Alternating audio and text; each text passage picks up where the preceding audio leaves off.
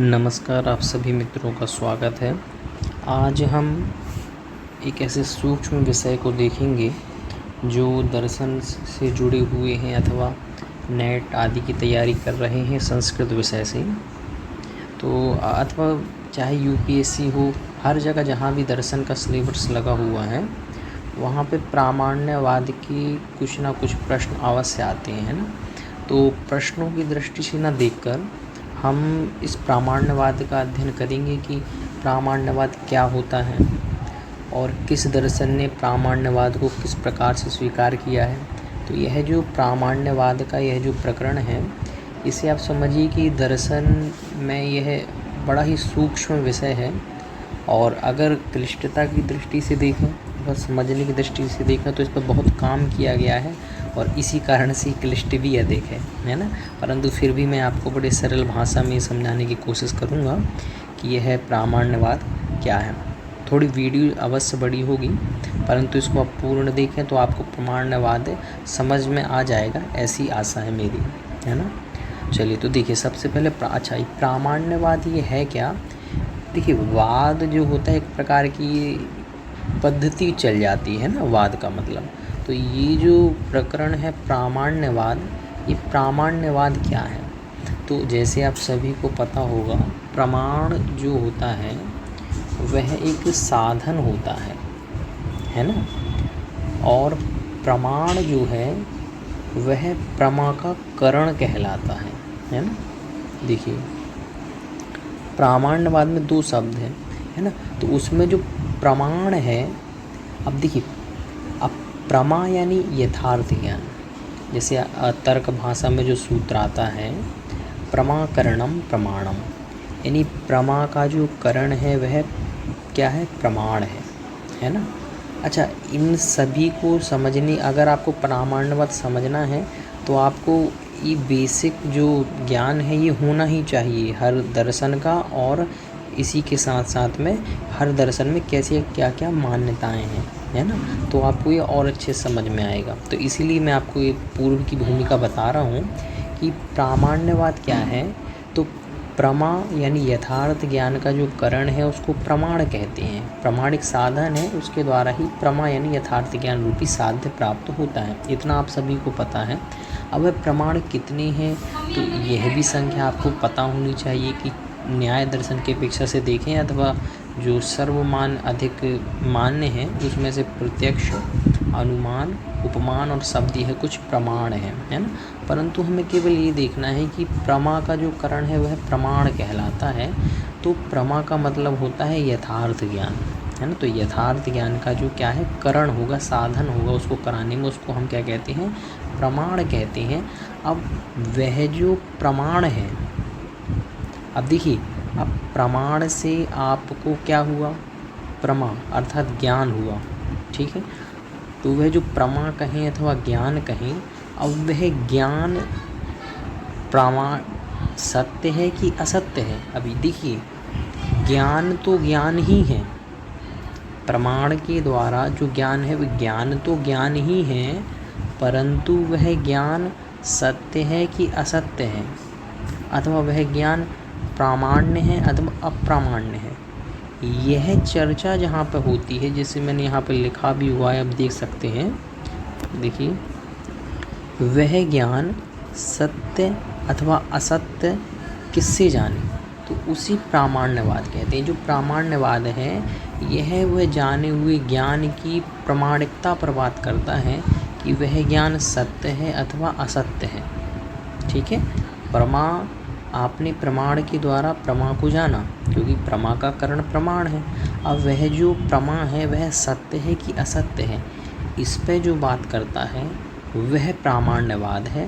अब वह प्रामाण्य, अब स्वतः भी प्रामाण्य हो सकता है, परतः भी हो सकता है, ऐसी अप्रमाण स्वतः भी हो सकता है, परतः भी हो सकता है, जैसे हम आगे देखेंगे, है ना।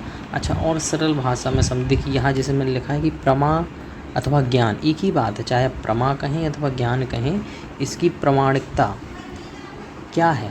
आपने तो कह दिया भाई, आपने प्रमाण के द्वारा प्रमा अथवा ज्ञान किया, अब वह प्रामाणिक है कि नहीं है, तो उसकी जो सिद्धि होती है वह स्वतः होगी अथवा परतः होगी, इसकी चर्चा यहाँ पर होती है। अब एक देखिए तो अच्छा मैं आपको उदाहरण देता हूँ जिससे आपको और भी देखिए, इतना सरल नहीं कि आप सोचें कि आप वीडियो थोड़ी देखिए और आपको पूरा समझ में आ जाए। आपको पूरे टॉपिक से जुड़े रहना पड़ेगा, प्रारंभ से पूरा देखिए, तब आपको ये विषय अच्छे से समझ में आएगा। ये इतना सरल भी नहीं है, प्रामाण्यवाद जो है यह उतना सरल भी नहीं है। क्लिष्ट विषयों की श्रेणी में रखा जाएगा तो प्रामाण्यवाद को सबसे ऊपर रखा जा सकता है ना। तो इसलिए इसको आप जल्दी देखने की कोशिश न करें, वीडियो थोड़ी बड़ी होगी परंतु आपको समझ में आएगा, है ना। तो देखिए उदाहरण देखिए, जैसे देखिए एक होता है प्रमाता, जैसे मैंने चित्र भी बना दिया है ना। तो प्रमाता अथवा ज्ञाता, जैसे मान लीजिए मैं क्या हूँ, प्रमाता हूँ अथवा ज्ञाता हूँ। और एक होता है प्रमेय, जैसे मान लीजिए मेरे सामने एक पुस्तक है, जैसे पुस्तक है ना, ये पुस्तक है, तो ये क्या होगी, प्रमेय।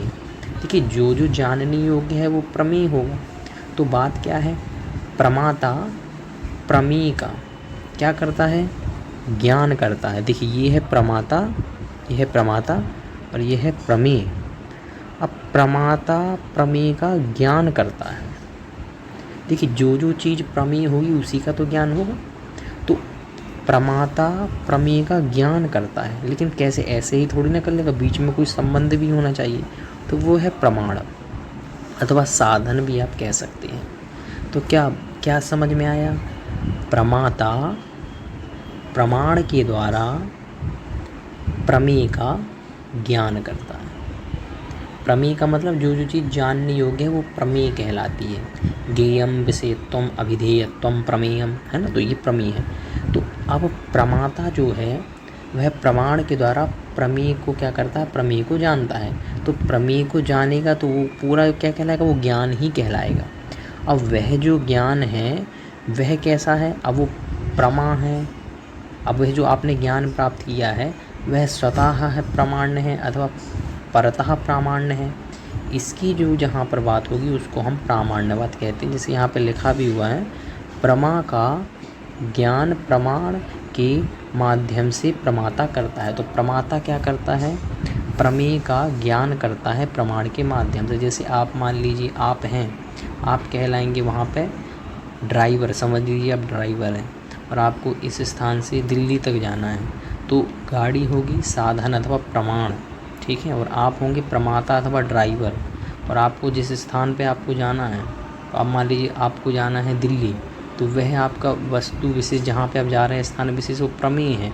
और उस प्रमेय पर पहुँचना अथवा उसका जो ज्ञान होना है वह ज्ञान अथवा प्रमा कहलाता है। तो ये कुछ ये शब्दावली है, पहले शब्दावली को आप अच्छे से समझेंगे फिर इस विषय को और आगे बढ़ाते हैं ना, तो आपको समझ में आ गया होगा प्रमा क्या है। तो यहाँ प्रामाण्यवाद की चर्चा चल रही है तो इस सबको ना भी आए आपको समझ, इतना तो याद रखना ही है कि प्रमा का मतलब होता है ज्ञान, है ना। और ये ज्ञान किससे होता है, तो प्रमाण के द्वारा होता है, क्योंकि प्रमा का करण प्रमाण है। तो इस प्रकार से इतना आपको समझ में आ गया होगा।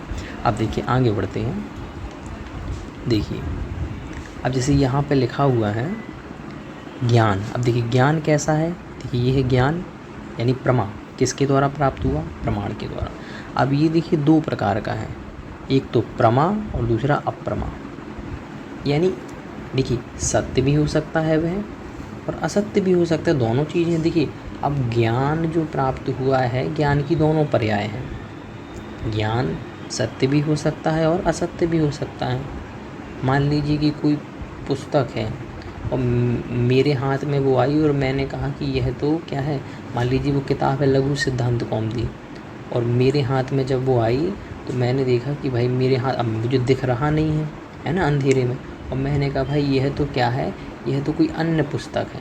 अन्य पुस्तक है मतलब मान लीजिए मैंने इसको समझ लिया कि ये कोई रचनानुवाद कौमुदी है। तो अब ये क्या हुआ, तो ज्ञान तो हुआ परंतु वो सत्य भी हो सकता है असत्य भी हो सकता है। तो प्रमा जो होगा वो यथार्थानुभव को प्रमा कहते हैं, और संशय विपर्य तर्क जो है इससे सहित अप्रमा होगा। अगर संशय है तो वही ज्ञान किसकी कोटि में आएगा, अप्रमा की असत्य की कोटि में आएगा। अगर वह सत्य है तो प्रमा की कोटि में आएगा। तो जो ज्ञान है वो दोनों प्रकार से हो सकता है, प्रमा रूप में भी हो सकता है और अप्रमा रूप में भी हो सकता है ना, ऐसा। अच्छा अब देखते हैं आगे। अब देखिए एक चीज़ जो बहुत प्रसिद्ध जो चलती है वह यह है कि भाई वह जो प्रमाण है वह स्वतः माना जाए कि परतः माना जाए। समझ रहे हैं? स्वतः का मतलब होता है जैसे मान लीजिए बादल है, अब बादल से जो वर्षा होगी वह जो वर्षा हो रही है तो कहाँ से उत्पन्न हुआ वो पानी? बादल से ही हुआ, कोई अन्य तो उसको उत्पन्न करने वाला है नहीं, तो इसलिए वह स्वतः कहलाएगा। परंतु कोई अगर जाए और उसमें को पानी दे बादल को फिर वो बरसे तो वो क्या कहलाएगा? वो परतः कहलाएगा। तो ऐसे ही स्वतः परतः होता है। अगर वह जो प्रमाण है, जैसे मान लीजिए कि मेरे पास कोई वस्तु है और उस मान लीजिए मेरे पास में पेन है और उस वस्तु को देखकर मैंने कहा कि भाई ये तो पेन है, तो वह जो पेन है वो तो प्रमेय है, परंतु उसका जो ज्ञान हुआ कि ये पेन है वह स्वतः यानी उसी वस्तु से वो मुझे प्राप्त हुआ कि प्रमाण के द्वारा प्रमा हुआ। तो वह जो प्रमाण के द्वारा जो प्रमा हुआ कि ये पेन है यह उसी वस्तु में से उत्पन्न हुआ अथवा उसको किसी अन्य कहीं और से उसको प्रमाणता प्राप्त हुई कि यह सत्य है। तो यह विशेष यहाँ पे समझना है आपको स्वतः और परतः प्रमाण में। स्वतः का मतलब उसमें जो वस्तु जो आपको जैसे मान लीजिए पेन है तो पेन में वह जो प्रामाणिकता है वो उसी से प्राप्त हुई है, और अगर हम ऐसा कहें कि उसकी जो प्रामाणिकता है वो किसी अन्य की अपेक्षा से प्राप्त हुई है कि किसी अन्य व्यक्ति ने आके बताया कि भाई ये प्रमाण है, ये क्या है, ये पेन है, तब हमको पता लगा। ऐसा नहीं, उस वस्तु के साथ में वह जो प्रामाणिकता को लिए हुए है तभी तो उस पेन को हमने देखा और उसमें वो प्रामाणिकता भी थी तो हमको वो ज्ञान मिल गया। तो ये बात होती है स्वतः प्रमाणिक, जैसे लिखा हुआ है आप देख सकते हैं स्वतः प्रमाण और परतः प्रमाण। तो स्वतः परतः में यही अंतर है। दो प्रकार की मान्यताएं हैं। जो स्वतः प्रामाण्य स्वीकार करते हैं वो कहते हैं कि वो जो उत्पत्ति वाली जो वस्तु है, वस्तु जो उत्पन्न कर रही है ज्ञान को, उस वस्तु में उसकी प्रामाणिकता भी है कि ये पेन है अथवा किसी अन्य की अपेक्षा नहीं है कि वह पेन है ना। और परतः प्रमाण ऐसा मानता है कि नहीं, वह जो उसकी प्रामाणिकता है वह कहीं और से हमको प्राप्त हुई है। ठीक है। अच्छा, अब देखिए इसके कुछ मैंने अंतर आपको अच्छे से समझ में आ जाए इसलिए कुछ मैंने अंतर करके भी इसमें लिखा है। जैसे देखिए आप दोनों तरफ, एक जगह स्वतः प्रमाण लिखा है, एक परतः प्रमाण, दोनों की मान्यताएं लिखी हैं। ठीक है। तो देखिए जैसे लिखा ज्ञान की उत्पादित सामग्री में ही उसकी प्रामाणिकता भी होती है। क्या कहा? ज्ञान की उत्पादित सामग्री, जैसे मान लीजिए कि ये किताब है, अब यह जो ज्ञान की उत्पादित सामग्री में ही उसकी प्रामाणिकता होती है। वह जो किताब है वो ज्ञान को उत्पन्न कर रही है, तो वह जो है उस पुस्तक में उसकी प्रामाणिकता भी है कि यह पुस्तक ही है। तो यह आपको कहीं अन्य से नहीं आया, उत्पादित सामग्री में ही उसकी प्रामाणिकता भी है कि भाई यह क्या है, यह पुस्तक है। उसके लिए आपको किसी अन्य की आवश्यकता नहीं पड़ी। यानी ज्ञान को उत्पादित जो सामग्री है तो उसी में उसकी प्रामाणिकता भी होनी चाहिए, कहीं अन्य से आपको लाने की आवश्यकता नहीं पड़ी। यह स्वतः प्रमाण है। और परतः प्रमाण वह है कि उत्पादित सामग्री मात्र ज्ञान को उत्पन्न करती है, परंतु वह ज्ञान सत्य है अथवा असत्य अन्य साधनों से संभव है। समझ रहे हैं आप? देखिए उत्पादित सामग्री मात्र ज्ञान को उत्पन्न करती है। जैसे मान लीजिए कि कोई भी सामग्री है, जैसे मान लीजिए किताब है, अब उस किताब में वह मात्र ज्ञान को उत्पन्न करता है, जो प्रमाण है वो केवल उसको बोधात्मक है। अच्छा ऐसा समझ लीजिए बोधात्मक, जैसे मान लीजिए, अच्छा अभी आपको पीछे बताया था ना साधन का कि प्रमाण के द्वारा प्रमा की सिद्धि होगी, तो अब ऐसे समझिए कि प्रमाण के द्वारा प्रमा ज्ञान हुआ आपको, तो ये जो उत्पादित सामग्री है तो वह जो प्रमाण जो प्रमाण है आपको वस्तु का ज्ञान हुआ, तो वह जो वस्तु है उस वस्तु का जो ज्ञान है वह साथ में ही अपनी प्रमाणिकता को भी लेकर आया। समझ रहे हैं? तो प्रमाण के द्वारा प्रमा जो हुई आपको, तो वह जो प्रमा है वह अपने वास्तविकता के साथ में आई कि भाई यह तो वही है, तो आपका यह स्वतः प्रमाण होगा। परंतु यहाँ ये कह रहे हैं कि उत्पादित सामग्री मात्र ज्ञान को उत्पन्न करती है कि भाई ये क्या है, ये क्या आपको केवल इसमें ज्ञान केवल बोधात्मक है कि यह क्या है, यह किताब है, परंतु वह ज्ञान सत्य है अथवा असत्य यह अन्य साधनों से जाना जाता है। तो ये परतः प्रमाण वाले हैं। जो स्वतः वाले हैं वो यही मानते हैं कि उत्पादित सामग्री जो है वह साथ ही में उसकी क्या है, प्रमाणिकता भी होती है। परंतु परतः वाले मानते हैं कि वह जो है ज्ञान सत्य अथवा असत्य है वह अन्य साधनों से जाना जाता है। इसका एक उदाहरण आपको देते हैं और अच्छे समझ में आ जाएगा। जैसे कहा, देखिए यहाँ पे उदाहरण मिट चुका है। देखिए ये लिखा है, पेंसिल से है तो आपको देखिए, गन्ने में खुद की मिठास होना।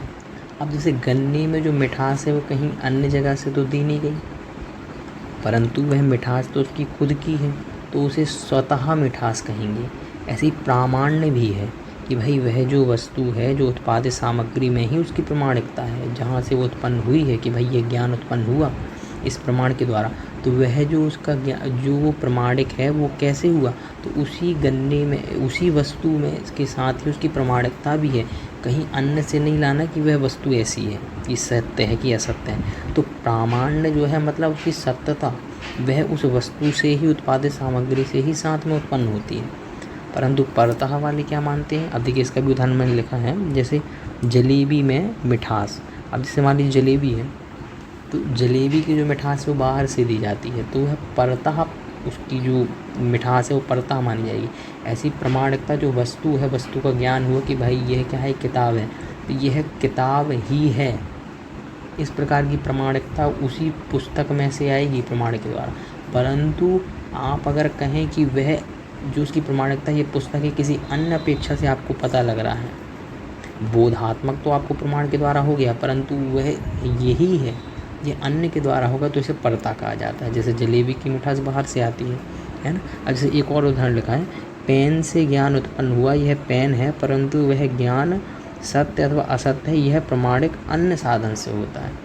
जैसे आपने यह तो जान लिया कि भाई यह क्या है, ये पेन है, परंतु यह पेन ही है, इस प्रकार की जो प्रमाणिकता है वह अन्य साधन से आपको होगी कि भाई वो है कि नहीं। ठीक है, तो कुछ उदाहरण। अब जैसे एक और अंतर यहाँ पर लिखा हुआ है, जैसे ही ज्ञान वैसे ही प्रमाणिकता भी। देखिए जैसे ही ज्ञान होता है वैसे ही उसकी प्रमाणिकता भी होती है। यानी देखिए अब आपको प्रमाण के द्वारा ज्ञान हुआ किसी वस्तु का, अब वह जो ज्ञान है वह ज्ञान वैसे प्रमाणिकता भी उसी के साथ में आती है। जैसे ज्ञान होता है ना, वैसे प्रमाणिकता भी उसके साथ में आती है। ऐसा नहीं कि उसकी प्रमाणिकता कहीं अन्य से आई है। साधन में खोट ना हो, बस एक चीज़ है कि भाई जो आपका साधन है उसमें खोट नहीं होना। साधन का मतलब जैसे मान लीजिए आपने अपनी आँखों से जाना, तो आँखों से जो आपका ज्ञान हुआ है वह जो ज्ञान है वह अपने साथ में अपनी प्रमाणिकता को भी लेकर आता है। परंतु अगर ऐसा कहें, अगर आपके साधन में खोट हुई, मतलब आपकी आँखें खराब हैं, आपको नहीं दिखता, तो फिर ऐसे में क्या होगा, तो फिर तो भाई ज्ञान नहीं होगा, तो फिर तो अप्रमाण जो होगा। तो इसलिए कहा कि साधन में खोट ना हो, तो वह जो उसकी प्रमाणिकता है वह उस वस्तु के साथ में ही आती है, कहीं अन्य से नहीं आती है ना, ऐसा। ठीक है। अच्छा देखिए एक अंतर और यहाँ पे लिखा है, बोध प्रत्यक्ष से, अनुमान प्रत्यभिज्ञा से प्रमाणिक। अगर वस्तु प्रमाणिक सहित हो तो मृग मरीज का सत्य भी हो। देखिए उनका है प्रमाण जो मैंने यहाँ पे लिखा है एक उदाहरण, इसको आप समझ। देखिए राइटिंग में आप मत जाइएगा राइटिंग, परंतु आप इसके अर्थ समझने की कोशिश करें। मैं बोल रहा हूँ उसको ही आप सुने। जैसे बोध प्रत्यक्ष से, अनुमान प्रत्यभिज्ञा से प्रमाणिक होता है। जैसे मान लीजिए कोई वजह न्यायिकों की मान्यता है कि मान लीजिए कि आपको किसी चीज़ वस्तु है उसका बोध तो प्रत्यक्ष से हो जाएगा कि ये वस्तु है, परंतु उस वस्तु की प्रमाणिकता जो है वह अनुमान से ही होती है, ऐसा न्यायिक मानते हैं। जब अनुमान से आप मानेंगे, किसी अन्य चीज़ से उसकी प्रमाणिकता मानेंगे अथवा अपेक्षाएं करके, अच्छा ये ऐसा है और कल मैंने ऐसा देखा था, दोनों का संबंध बैठाया, अनुमान से अपेक्षा लगाई, तो आपने कहा हाँ भाई यह सत्य है, और आपने कुछ सोचा नहीं मैंने तो ऐसा देखा था, ये ऐसा नहीं होता, तो ये अप्रमाणिक हो गया।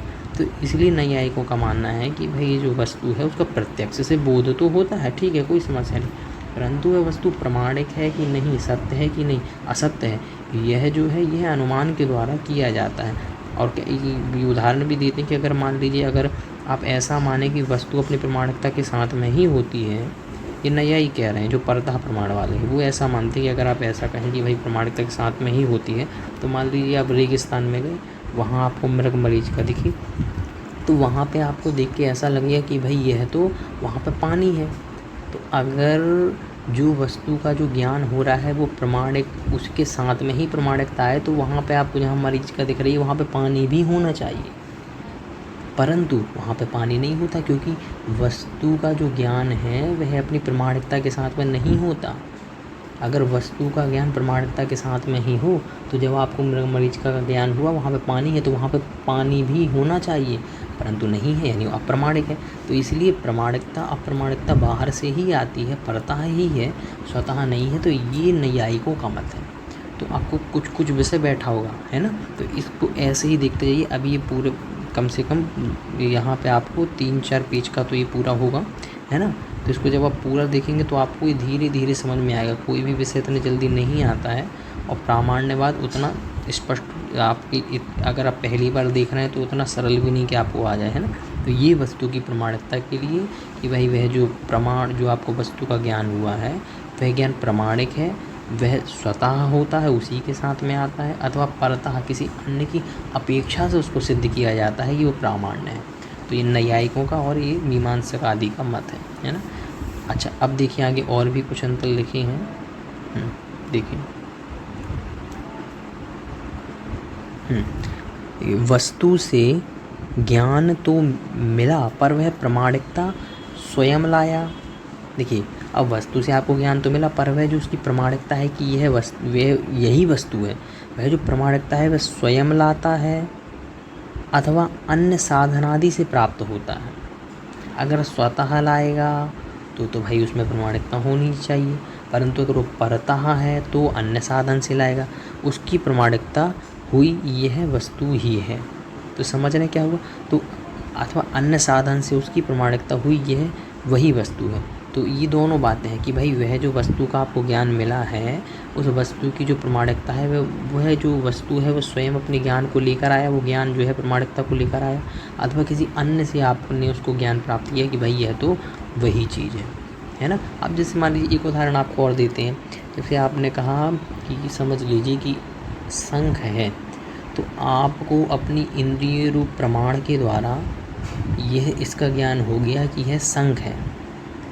अब वह जो शंख जो आपको ज्ञान हुआ है, तो वो ज्ञान दोनों हो सकता है।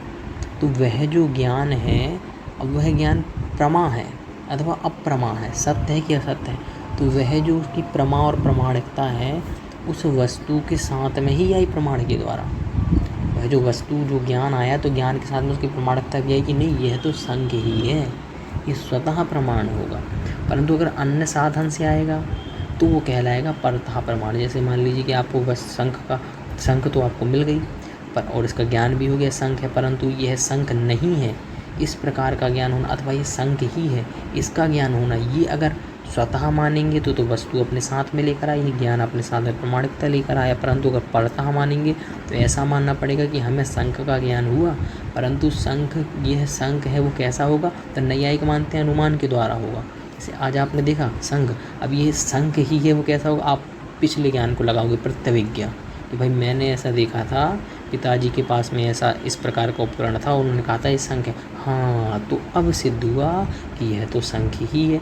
तो अनुमान की आवश्यकता पड़ी तो परतः की आवश्यकता पड़ी। तो यही बात कह रहे हैं कि अगर उस वस्तु की प्रमाणिकता को सिद्ध करने के लिए अन्य की अपेक्षा की जाए तो वह परतः प्रमाणवाद कहलाएंगे, और अगर वो वस्तु स्वयं अपने साथ में ज्ञान को लेकर आए तो स्वतः प्रामाण्यवादी कहलाएंगे, है ना।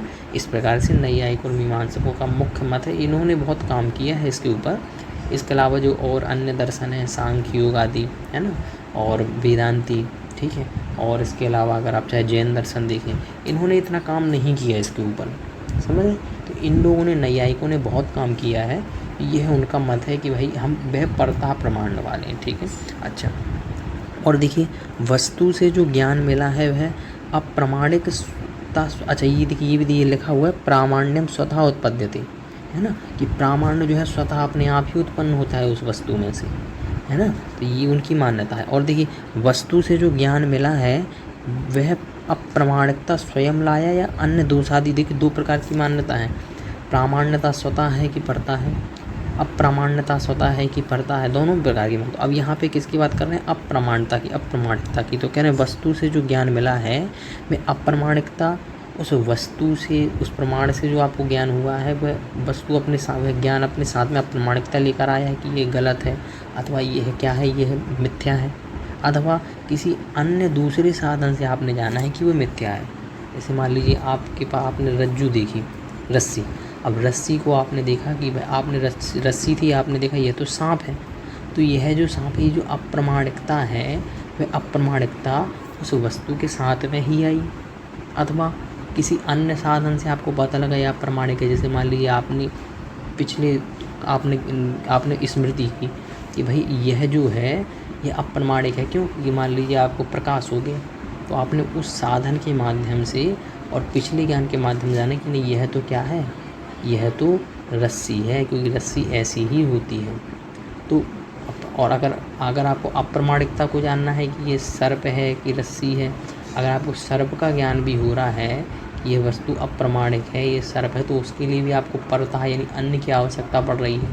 यानी आप उस गुण की अपेक्षा से दोष को पहचान रहे हैं, समझ रहे हैं? तो ये ऐसा इस प्रकार समझे। तो ये दोनों मान्यताएं हैं, स्वतः परतः प्रामाण्य के लिए भी आता है, स्वतः परतः अप्रामाण्य के लिए भी आते हैं ना। तीसरी चीज़ देखिए, ज्ञान प्रमा का उत्पादक प्रमाण ही ज्ञान के साथ प्रमाणिकता को भी उत्पन्न करता है। देखिए क्या कहा, ज्ञान प्रमा का उत्पादक प्रमाण, इतना देखिए, प्रमा का उत्पादक प्रमाण ही ज्ञान के साथ प्रमाणिकता को भी उत्पन्न करता है। ये मान्यता किनकी है? ये मीमांसकों की है कि भाई जो ज्ञान है, प्रमा का जो उत्पादक प्रमाण है, वह ज्ञान के साथ में प्रमाणिकता को भी उत्पन्न करता है। परंतु नैयायिकों का मानना है कि जो प्रमाण, जो प्रमा का उत्पादक है, वह ज्ञान, उसकी जो प्रमाणिकता है उसको उत्पन्न नहीं करता, वह सत्य है कि असत्य है, वह हम अन्य साधनों से जानते हैं। तो ये कुछ विशेष मान्यताएं हैं ना।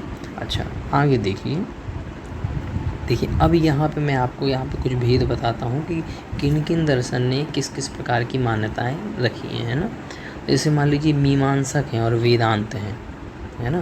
देखिए यहाँ पे लिखा भी हुआ है वेदांत। तो जैसे मान लीजिए मीमांसक है और वेदांत है, तो मुख्यतः मीमांसकों ने ज़्यादा कार्य किया है, परंतु दोनों की मान्यता एक समान ही है। दोनों क्या मानते हैं? दोनों स्वतः प्रामाण्य मानते हैं और परतः अप्रामाण्य मानते हैं। यानी इसका मतलब क्या हुआ? इसका मतलब ये हुआ कि वह जो वस्तु में प्रमाणिकता है, देखिए दो चीज़ें, मीमांसक क्या मानते हैं? स्वतः प्रामाण्य को मानते हैं और परतः अप्रामाण्य को मानते हैं। यानी अगर किसी वस्तु, जिस वस्तु का जो ज्ञान है, वह ज्ञान की प्रमाणिकता, वह जो ज्ञान है वह उस प्रामाण्य को अथवा प्रमाणिकता को स्वतः उस साथ में ही लेकर आया है, तो स्वतः प्रामाण्य कहलाएगा। परंतु अप्रामाण्य जो है, वस्तु जो मिथ्या है, उस वस्तु की अप्रामाणिकता जो है वह परतः किसी अन्य की अपेक्षा से होती है। समझ रहे हैं? जैसे मान लीजिए आपके पास में, आपको एक उदाहरण देते हैं। जैसे मान लीजिए किसी ने कहा कि भाई आपने, मान लीजिए ऐसा समझ लें कि आपके पास में शक्कर के कुछ दाने हैं, ठीक है ना, आपके पास शक्कर के कुछ दाने हैं, तो वह जो शक्कर है अब वह अप्रामाणिक है। वह कैसी? अप्रामाणिक है, समझ रहे हैं? अच्छा, अब वह अप्रामाणिक है यानी वह अच्छी शक्कर नहीं है, जो सही क्वालिटी की शक्कर आती है वो नहीं है। लेकिन वो आपको कैसे पता लगेगा कि वो शक्कर सही नहीं है, वह शक्कर क्वालिटी वाली नहीं है? आपको कैसे? ये तब आपको पता लगेगा जब आप ज्ञान गुण से अथवा उसके माध्यम से जानेंगे। यह तो अब तो, क्योंकि उसकी बाधक सामग्री प्राप्त हो गई ना, वह जो शक्कर है उसकी बाधक सामग्री प्राप्त हो गई, सत्य, तो उसके कारण ये क्या हो जाएगा? पता लग जाएगा कि ये क्या है? अप्रामाणिक है। तो अप्रामाणिकता तो परतः अन्य से आती है, परंतु जो प्रमाणिकता है वह वस्तु में स्वयं ही रहती है। प्रमाणिकता के लिए किसी अन्य की आवश्यकता नहीं है कि आप किसी अन्य की अपेक्षा से इसको प्रमाणित कहें, ऐसा। तो मीमांसक जो हैं वह स्वतः प्रामाण्यवादी हैं और परतः अप्रामाण्यवादी हैं। अच्छा, इनको आवश्यकता क्या पड़ी मीमांसकों को स्वतः प्रमाण मानने की? देखिए, मीमांसकों के पास में जो सबसे मुख्य इनका कार्य है वह है वेद, और वेद जो है वह शब्द रूप में है। अब शब्द रूप में जो है, और अगर ये है उस वस्तु को ऐसा ना माने कि भाई यह जो ज्ञान होता है वह, यह जो ज्ञान है वो प्रमाणिकता को भी साथ में लाता है, अगर ये ऐसा ना माने तो शब्द जो प्रमाण है, शब्द प्रमाण, तो शब्द प्रमाण के द्वारा जो आपको ज्ञान हुआ है वह ज्ञान अगर प्रामाणिकता को साथ में ना लाए तो फिर तो वेद भी कैसे हो जाएंगे, असत्य हो जाएंगे। क्योंकि प्रामाणिकता कहीं और से लाना है, वेद देखिए फिर वेद कहाँ प्रामाणिक हुआ, जब आपको कहीं अन्य से ही उसकी प्रामाणिकता सिद्ध करनी है तो फिर कैसे आप मानेंगे। इसलिए मीमांसकों ने वेद की सिद्धि बनाए रखने के लिए इन्होंने क्या कह दिया कि जो वस्तु है वह अपने साथ में प्रमाण को भी लाती है, यानी प्रामाणिकता को भी लाती है। तो आपको यह जो वेद प्राप्त है वह जो शब्द प्रमाण है तो उसकी जो प्रामाणिकता है वह उसी के साथ में है, अर्थात उसको प्रमाणिक करने के लिए किसी अन्य साधन की आवश्यकता नहीं है। तो प्रमाण के द्वारा जो ज्ञान होता है वह ज्ञान अपने प्रमाण को भी साथ में लाता है। अगर प्रामाणिकता को परतः माना जाए तो आपको केवल वेदों का ज्ञान होगा, परंतु उस ज्ञान को भी सत्य असत्य करने के लिए किसी अन्य की आवश्यकता पड़ेगी। तो वेद की सिद्धि के लिए प्रामाण्य को स्वतः मानना आवश्यक रहा है ना। इसकी जो मीमांसकों के और जैनों के बीच में जो मतभेद है, जो इनकी चर्चाएं हैं, वो अभी आपको अंत में बताएंगे, है ना। तो इस प्रकार से स्वतः प्रमाण को समझ लें। अच्छा, परतः प्रमाण क्यों, परतः जो अप्रामाण्य है वो परतः क्यों होता है भाई, उसके पीछे इन्होंने दो कारण बताए हैं। एक तो कारण सामग्री में दोष होना और दूसरा बाधक सामग्री उत्पन्न हो जाना। जैसे मान लीजिए कारण सामग्री में, तो जैसे मान लीजिए आपने आँखों से उस वस्तु का ज्ञान किया, परंतु अगर जो आपकी कारण सामग्री है आँख अथवा प्रत्यक्ष ज्ञान जो है जिन आँखों से आप देख रहे हैं, अगर उसमें अगर मान लीजिए दोष आ गया, उसमें मान लीजिए पीलिया है, तो फिर तो क्या कहलाएगा, तो फिर तो आपने वह जो ज्ञान प्राप्त किया है, आपको जो ज्ञान प्राप्त हुआ, मान लीजिए आपको पीलिया है, आप किसी वस्तु को देखेंगे तो आपको लगेगा कि तो पीला है। अब वास्तविकता में वो लाल है, लेकिन फिर भी आपको देख के क्या लगेगा कि नहीं यह तो पीला है। तो पीला लग रहा है तो क्यों लग रहा है, क्योंकि आपकी कारण सामग्री में दोष है।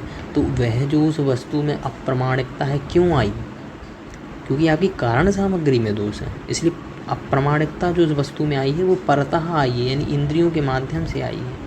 और दूसरा कारण बाधक सामग्री को तो साथ में रहना। जैसे मान लीजिए रस्सी में आप सर्प का ज्ञान कर रहे हैं, परंतु बाद में रस्सी दिखते ही आपको सर्प बाधित हो जाता है, तो बाधक सामग्री मिल गई ना। आप मान लीजिए रस्सी है, आप उसको समझ रहे हैं सांप है, लेकिन जैसे ही उसकी बाधक सामग्री यानी आपको रस्सी दिख गई प्रकाश होते ही, तो वह जो आपको सर्प का ज्ञान हो रहा था उसकी अप्रामाणिकता, उस ज्ञान की जो आपको ज्ञान था ये सर्प है, वह जो ज्ञान है वो बाधित हो गया। तो आप प्रमाणिक हो गए कैसे, जब आपको सही का रज्जू दिखाई दिया आपको प्रकाश होने पर। तो जो प्रमाणिकता है वो तो स्वतः होगी मीमांसों के अनुसार उस वस्तु के साथ में, परंतु जो अप्रामाणिकता है वो दो प्रकार से आ सकती है, कारण की सामग्री में दोष होने के कारण और बाधक सामग्री की उपस्थिति होने के कारण। यह मीमांसकों का मत है ना। अच्छा, नैयायिकों का क्या मत है, तो न्याय वैशेषिक एक समान तंत्र ही है, जैसे मीमांसा और वेदांत की एक ही मान्यता है। ऐसे न्याय और वैशेषिक जो है उनकी क्या मान्यता है, तो यह जो है परतः प्रामाण्य और परतः अप्रामाण्य वाले हैं। देखिए अभी जैसे मीमांसकों में था ना कि उन्होंने प्रामाणिकता को तो स्वतः माना था वेद की सिद्धि के लिए, परंतु अप्रामाणिकता को परतः माना था, समझ रहे हैं। तो यहाँ पर यही बता रहे हैं कि भाई जो न्याय वाले हैं, न्याय के अनुसार क्या है, न्याय के अनुसार अगर किसी वस्तु की प्रामाणिकता है तो वह भी परता है, किसी अन्य की अपेक्षा से पता लग रहा है, और उसकी जो अप्रामाणिकता है वह भी परता है। ये दोनों को परतः मानता है, समझ रहे हैं ऐसा। तो ये परतः प्रामाण्यवादी कहलाएगा, ठीक है। अच्छा, अब देखिए, अब जैसे कहा कि परतः प्रामाण्य, अब देखिए अब ये तो आपको शब्दावली तो आपको समझ में आ गई कि परतः प्रामाण्य क्यों कहते हैं और परतः अप्रामाण्य क्यों कहते हैं, स्वतः क्यों कहते हैं। तो परतः का मतलब होता है अन्य किसी साधन के द्वारा आपको पता लगा कि भाई यह जो है अप्रामाणिक है अथवा प्रामाणिक है, तो किसी वस्तु की प्रामाणिकता को भी सिद्ध करना है। तो नैयायिक तो देखिए ये भी आपको याद रखना, नैयायिक वेद को कैसा मानते हैं, पौरुषीय मानते हैं, परंतु मीमांसा कैसा मानते हैं, अपौरुषीय मानते हैं। तो ये वेद को भी ऐसा नहीं मानते कि ये अपौरुषीय है। तो इसी कारण से इनको कोई आवश्यकता नहीं है कि ज्ञान उसको सिद्ध करने के लिए प्रमाण को स्वतः माने, इनके यहाँ कोई समस्या नहीं है। तो इसलिए ये जो किसी भी वस्तु का जो ज्ञान है वह ज्ञान चाहे प्रामाणिक हो अथवा प्रमाणिक हो, आपको परतः किसी अन्य अपेक्षा से ही पता लगाना पड़ेगा, है ना। अच्छा देखिए, इसमें थोड़ा ये इसको आप ऐसा याद रखना कि जो परतः प्रमाण के साथ में जो ये लिखी हैं ये जो परिभाषाएं, इसको ऐसे समझें, परतः प्रमाण की नीचे है और परतः अप्रमाण की ऊपर है, ऊपर नीचे हो गया थोड़ा। तो पहले परतः प्रमाण की देखते हैं, ये वाली है ना। जैसे अगर परतः आपको पता लगा किसी वस्तु का जो आपको ज्ञान हुआ है, वह ज्ञान जो है वह प्रामाणिक है अथवा अप्रमाणिक है, नैयायिक मानते हैं वह कैसे पता लगेगा, परतः ही पता लगेगा। परतः मतलब किसी अन्य साधन से। तो देखिए अब देखिए बहुत अच्छे से आपको समझ में आएगा। जैसे यहाँ पर लिखा है सफल प्रवृत्ति। अगर मान लीजिए आपको पता लगा कि यह तो कार है, मान लीजिए आपने अपनी इंद्रियों से देखा कि यह कार है, आपको ये ज्ञान हुआ। अब वह जो कार है वह सत्य है कि यह सत्य है, यानी वह वास्तविकता में कार है कि नहीं, ये आपको परतः पता लगेगा। परतः मतलब अन्य अपेक्षा से। अगर उसमें आपकी सफल प्रवृत्ति होगी, सफल प्रवृत्ति मतलब आप उसमें बैठे और आपने उसको चलाया और प्रवृत्ति बढ़िया, कोई समस्या नहीं आई, तो यह जब होगा तो आपको पता लगेगा हाँ यह तो कार है, यह प्रमाणिक है। तो प्रमाणिकता कैसे आई, परतः। परतः का मतलब सफल प्रवृत्ति होने, जब आपकी प्रवृत्ति हुई तभी आपने जाना कि भाई यह प्रमाणिक है, यह कार ही है अथवा ये अप्रमाणिक है।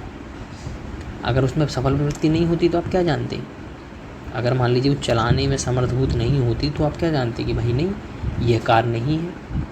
समझ रहे हैं, तो ये चीज़ है। तो प्रमाणिकता जो वस्तु की है वह परतः अन्य अपेक्षा से ही आती है। अगर उसमें सफल प्रवृत्ति हो गई, उसमें वो क्षमता है, तभी पता लगेगा कि प्रमाणिक है।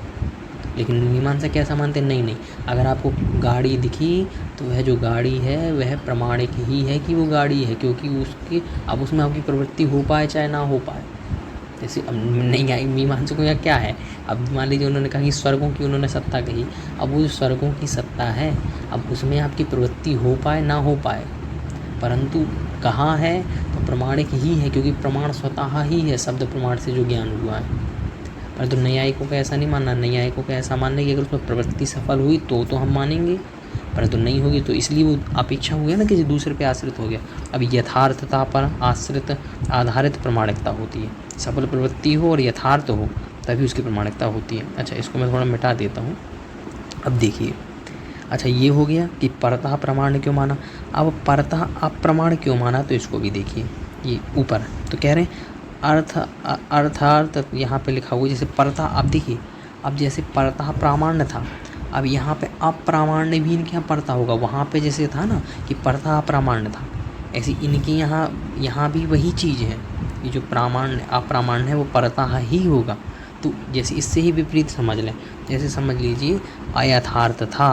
अयथार्थता का मतलब सत्यता ना होना, विषमवाद और प्रवृत्ति असफल से। अब जैसे प्रामाणिकता, उसकी प्रामाणिकता कब हो रही थी, जब उसमें प्रवृत्ति सफल हो रही थी, सफल प्रवृत्ति, परंतु उसमें अप्रामाणिकता कब आ रही है, जब उसमें प्रवृत्ति असफल से अप्रमाणित होता है, यानी जब उसमें प्रवृत्ति ना हो पाए। मान लीजिए आपने गाड़ी देखी, मान लीजिए आपने देखा ही कोई वस्तु है, आपने कही तो पेन है, परंतु वह ज्ञान तो हुआ ये पेन है, परंतु वह वास्तविकता में पेन है कि नहीं है, जब आप लिखेंगे उसमें सफल प्रवृत्ति हुई तब पता लगेगा कि भाई ये प्रमाणिक है, हाँ ये पेन ही है। परंतु अगर उसकी सफल प्रवृत्ति नहीं होती, आपने उस पर लिखा और उससे नहीं लिखा गया, तो आप कहेंगे नहीं ये तो अप्रमाणिक है। तो यह भी दूसरे पे आश्रित होगा ना, जब सफल प्रवृत्ति होगी तो प्रमाणिक, और नहीं होगी प्रवृत्ति तो अप्रमाणिक। तो दोनों ही चीज़ें किस पे आश्रित हैं, उसकी प्रवृत्ति पे, कि सफल प्रवृत्ति हुई तो प्रमाणिक, सफल प्रवृत्ति नहीं हुई तो अप्रमाणिक। तो प्रमाणिकता अप्रमाणिकता, ज्ञान तो ज्ञान ही है, परंतु की प्रमाणिकता अप्रमाणिकता दोनों परता ही होती हैं। तो ये नैयायिकों का मत है ना। अब देखिए आगे तीसरा मत सांख्यों का। देखिए सांख्य वाले क्या कहते हैं, देखिए सांख्य और योग एक ही चीज़ है। जैसे न्याय वैशेषिक मीमांसा में जैसे सांख्य और योग का भी लगाना है, तो सांख्य योग स्वतः प्रामाण्य वाले हैं और स्वतः ही अप्रामाण्य वाले हैं। इसका मतलब क्या हुआ, अब देखिए दोनों विपरीत हैं। नैयायिक दोनों को परतः मानते हैं कि दूसरे की भाई इसमें सफल प्रवृत्ति होनी चाहिए, परंतु सांख्य वाले मानते हैं कि नहीं, दोनों जो हैं स्वतः ही होती, चाहे प्रामाणिकता है चाहे अप्रामाणिकता है, वो स्वतः ही आती है, किसी अन्य की अपेक्षा नहीं है। अब देखिए जैसे यहाँ पे लिखा स्वतः प्रामाण्य, यानी वस्तु की प्रामाणिकता स्वतः होना, है ना।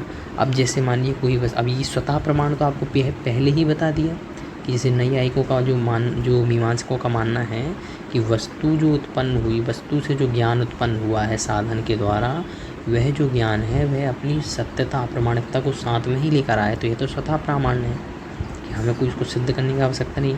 परंतु एक विशेष इस चीज़ को समझिए कि इन्होंने, सांख्यों ने स्वतः अप्रामाण्य को क्यों स्वीकार किया। स्वतः अप्रामाण्य क्या है, तो यह ऐसा मानते हैं कि अगर मान लीजिए कोई वस्तु है जिसका ज्ञान आपको हो रहा है, अब वह जो वस्तु का ज्ञान है वह प्रामाणिकता तो साथ में लाता ही है, साथ ही साथ में वह वस्तु अपने साथ में अप्रामाणिकता को भी लाती है।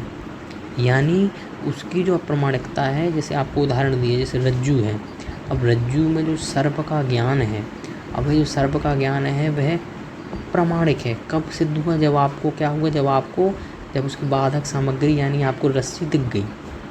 परंतु ये ऐसा नहीं मानते, ये क्या मानते हैं कि मान लीजिए आपको रज्जु है और रज्जु में आपको सर्प का ज्ञान हो रहा है, तो सर्प का जो ज्ञान हो रहा है, जो अप्रामाणिकता है, वो भी उसी वस्तु के माध्यम से ही आ रही है। वस्तु में उस प्रकार की सामर्थ्यता भी है, यानी वह जो ज्ञान वाली जो वस्तु से जो ज्ञान हुआ है वो प्रामाणिकता को भी लेकर आया है कि हाँ यह तो पेन ही है, और साथ ही साथ वो अप्रामाणिकता को भी लेकर आया है कि वो पेन नहीं है, क्योंकि अप्रामाणिकता जो है वह भी स्वतः ही होती है, उस वस्तु के ही आश्रित होती है। अगर वस्तु के आश्रित ना होकर अन्य आश्रित हो तो फिर उस वस्तु से उसका संबंध नहीं बैठ सकता। तो इसलिए जो अप्रामाणिकता है वह उस वस्तु से ही बैठेगी।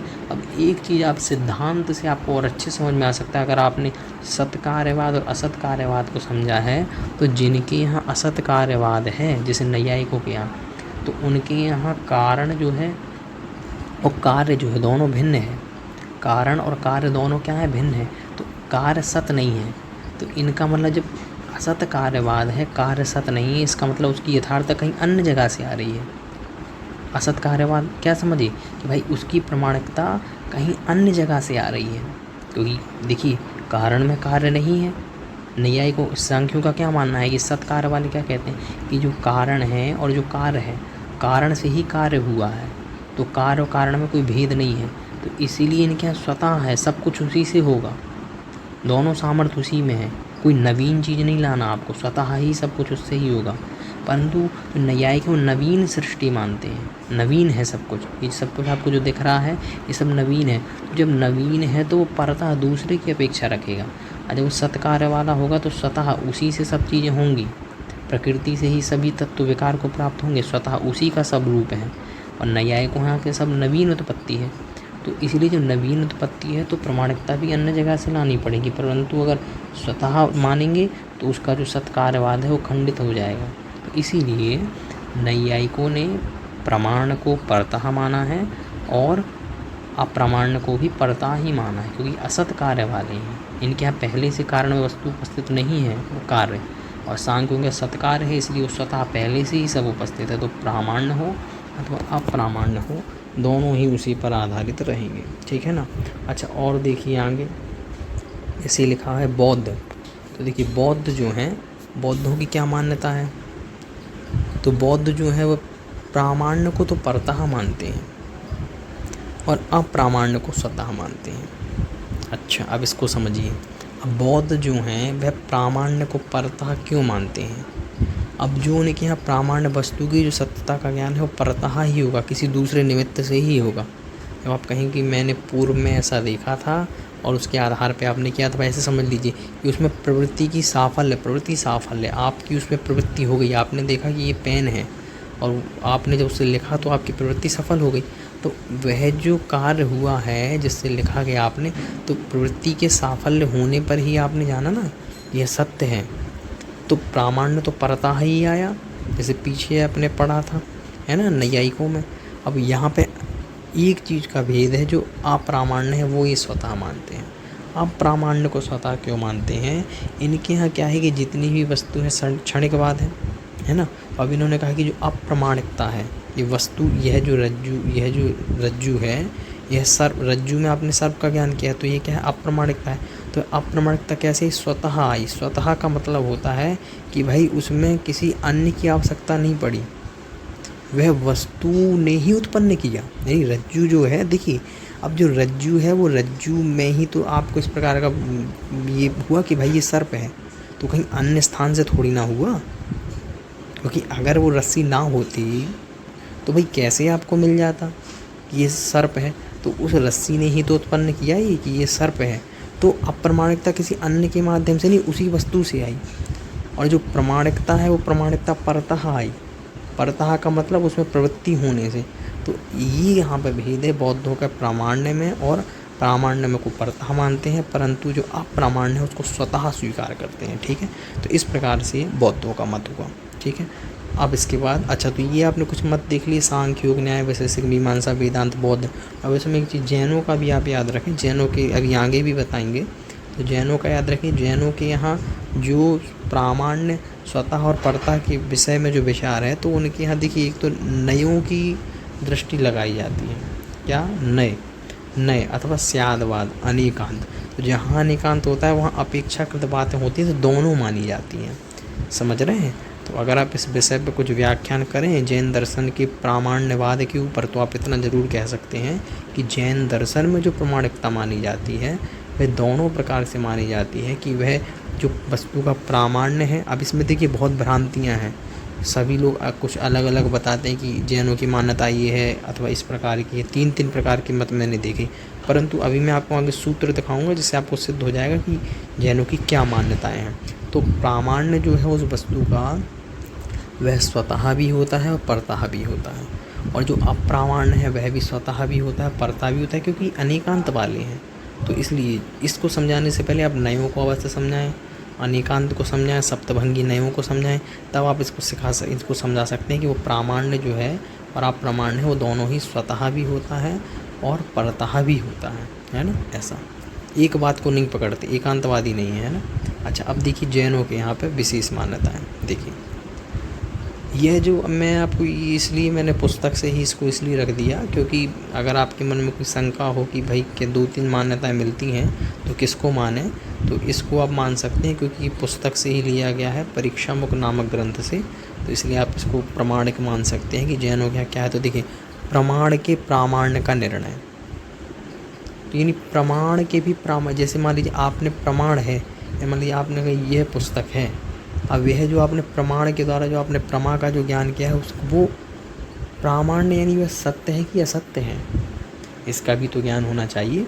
तो प्रमाण के प्रामाण्य का भाई वो क्यों प्रमाणिक है, समझ रहे हैं? जैसे मान लीजिए मैंने अपनी आंखों से देखा कि ये किताब है, तो वह किताब प्रमाण जो है वो जो सत्य वह जो ज्ञान हुआ है उसकी भी प्रामाणिकता कि क्यों सत्य है भाई ये इस प्रकार से। तो कह रहे हैं तत्प्रामाण्यम स्वतः परतः च। ठीक है, यानी वह जो प्रामाण्य है, प्रमाण की जो प्रामाणिकता सिद्ध करना है, तो जो प्रामाण्य है वह स्वतः भी होता है और परश्च परतः भी होता है।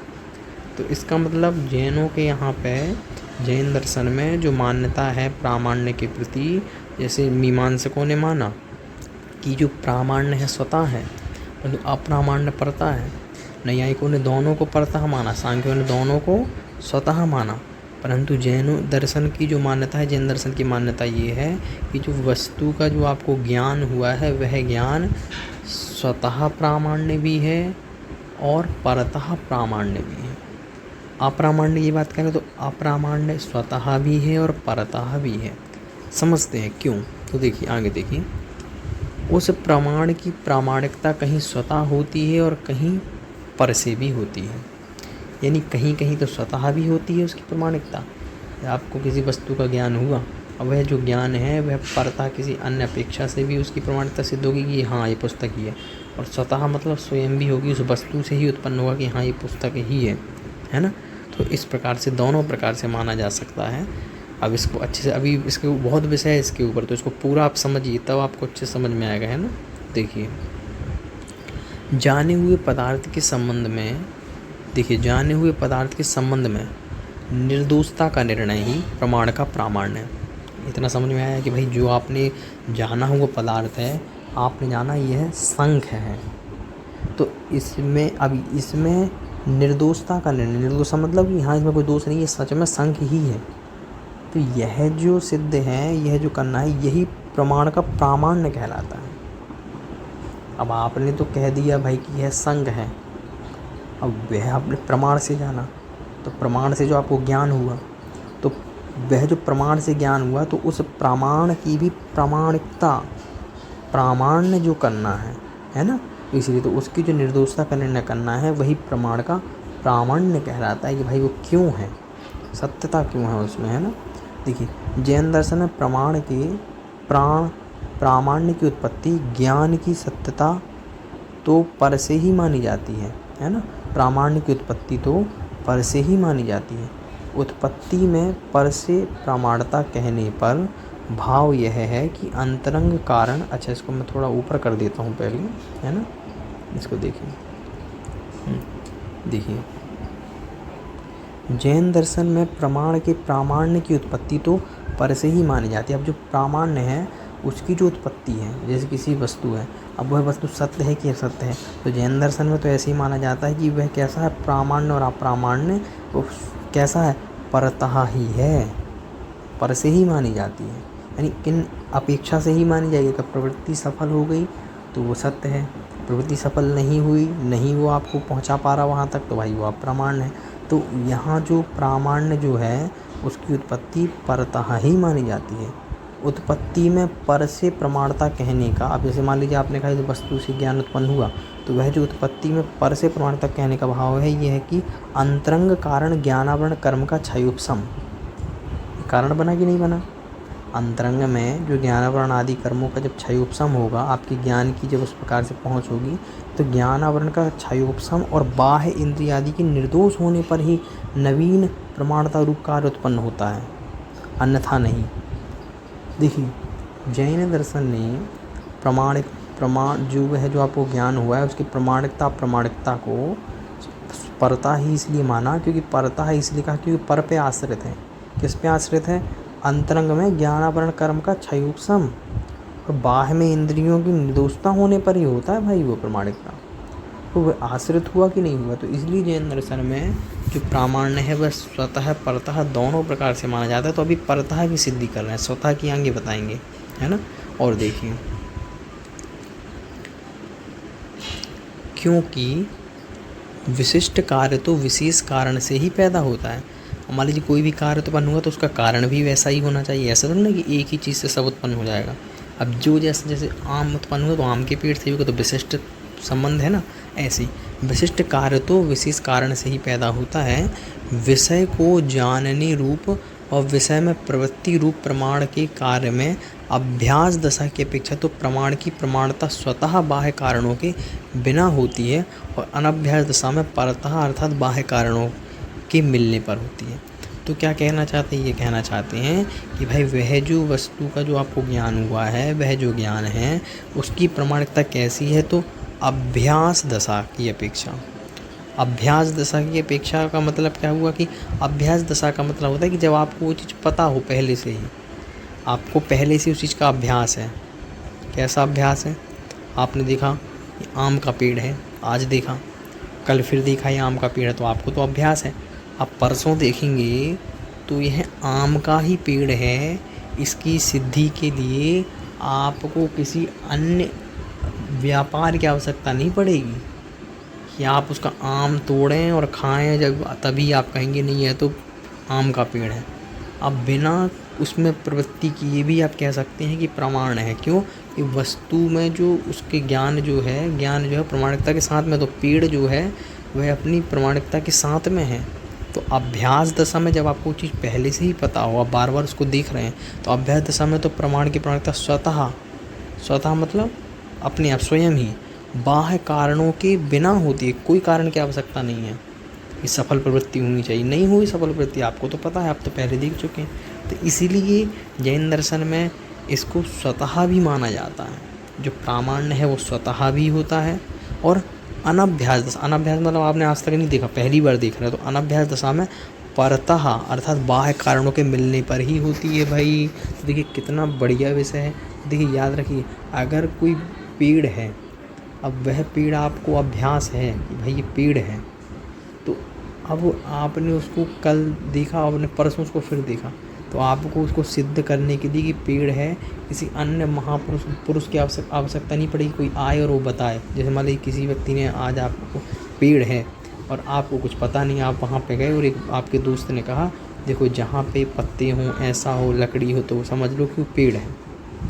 तो आपको क्या हुआ, किसी ने बता दिया, तो ये कैसा हुआ, तो प्रारंभ दशा में, अनभ्यास दशा में तो परतः हुआ, तो उसकी प्रमाणिकता कैसे आई, परतः आई। परंतु स्वतः कब माना जाएगा, जब अब उसने बता दिया, अब दूसरे दिन फिर जाएंगे, अब आपको क्या किसी अन्य की आवश्यकता पड़ी, नहीं पड़ी।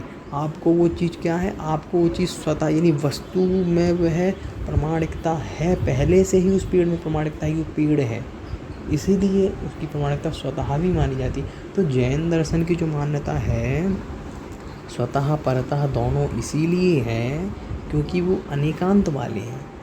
तो वह जो वस्तु है वह अपनी प्रमाणिकता को साथ में भी लिए होती है, तो जब साथ में लिए होगी तो स्वतः कहलाएगी। तो वो कब हो सकती है, अभ्यास दशा में, जब आपको पहले से ज्ञान हो।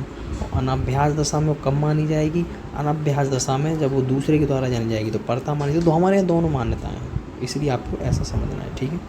अच्छा आगे देखिए,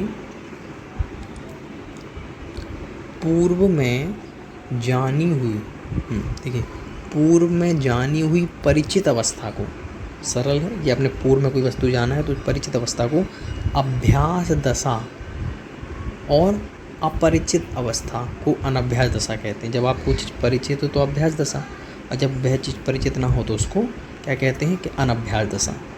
अपने गांव के परिचित तालाब, नदी आदि की ओर जाने पर जो जल ज्ञान उत्पन्न होता है उसकी प्रमाणिकता स्वतः होती है। जैसे मान लीजिए आपके गाँव में कोई क्या है, तालाब है, अब वहाँ पास में जाते हैं तो आपको स्वयं ज्ञान हो जाता है नहीं यह तो तालाब है। क्यों, क्योंकि वह जो तालाब है वो अपनी प्रमाणिकता को स्वयं ली हुई है। तो प्रमाण के द्वारा जो तालाब का ज्ञान हुआ है वह ज्ञान अपनी प्रमाणिकता के साथ में भी है कि हाँ वो तालाब ही है, तो स्वतः है क्योंकि आपको अभ्यास है। किंतु अन्य अपरिचित ग्राम आदि में जाने पर, जब आप कहीं अन्य स्थान पर गए जहाँ पे आपको नहीं पता यहाँ पे तालाब है, तो वहाँ पर होना चाहिए इस प्रकार जो जल ज्ञान है वह शीतल वायु के स्पर्श से, हवा के कमलों की सुगंधी से, अथवा पानी भर कर आते हुए व्यक्तियों के देखने आदि के निमित्त से प्रमाणिकता होगा। जैसे मान लीजिए वहाँ आप गए तो अब वह जो तालाब है अन्य गाँव में, अब वह ज्ञान हुआ आपको तालाब का, अब वह वास्तविकता में तालाब है कि नहीं, यह आपको ज्ञान कब होगा, यह आपको ज्ञान तब होगा जब वहाँ से कोई व्यक्ति स्नान कर रहा हो, अथवा उस स्थान से कोई व्यक्ति पानी भर के ला रहा हो, अथवा वहाँ से सुगंधित हवा चल रही हो, है ना, तब आपको पता हाँ शीतल हवा चल रही हो, तो आपको हाँ ये तो क्या है, तो किसी आप आवश्यकता पड़ी ना, तो ये परतः प्रामाण्य है।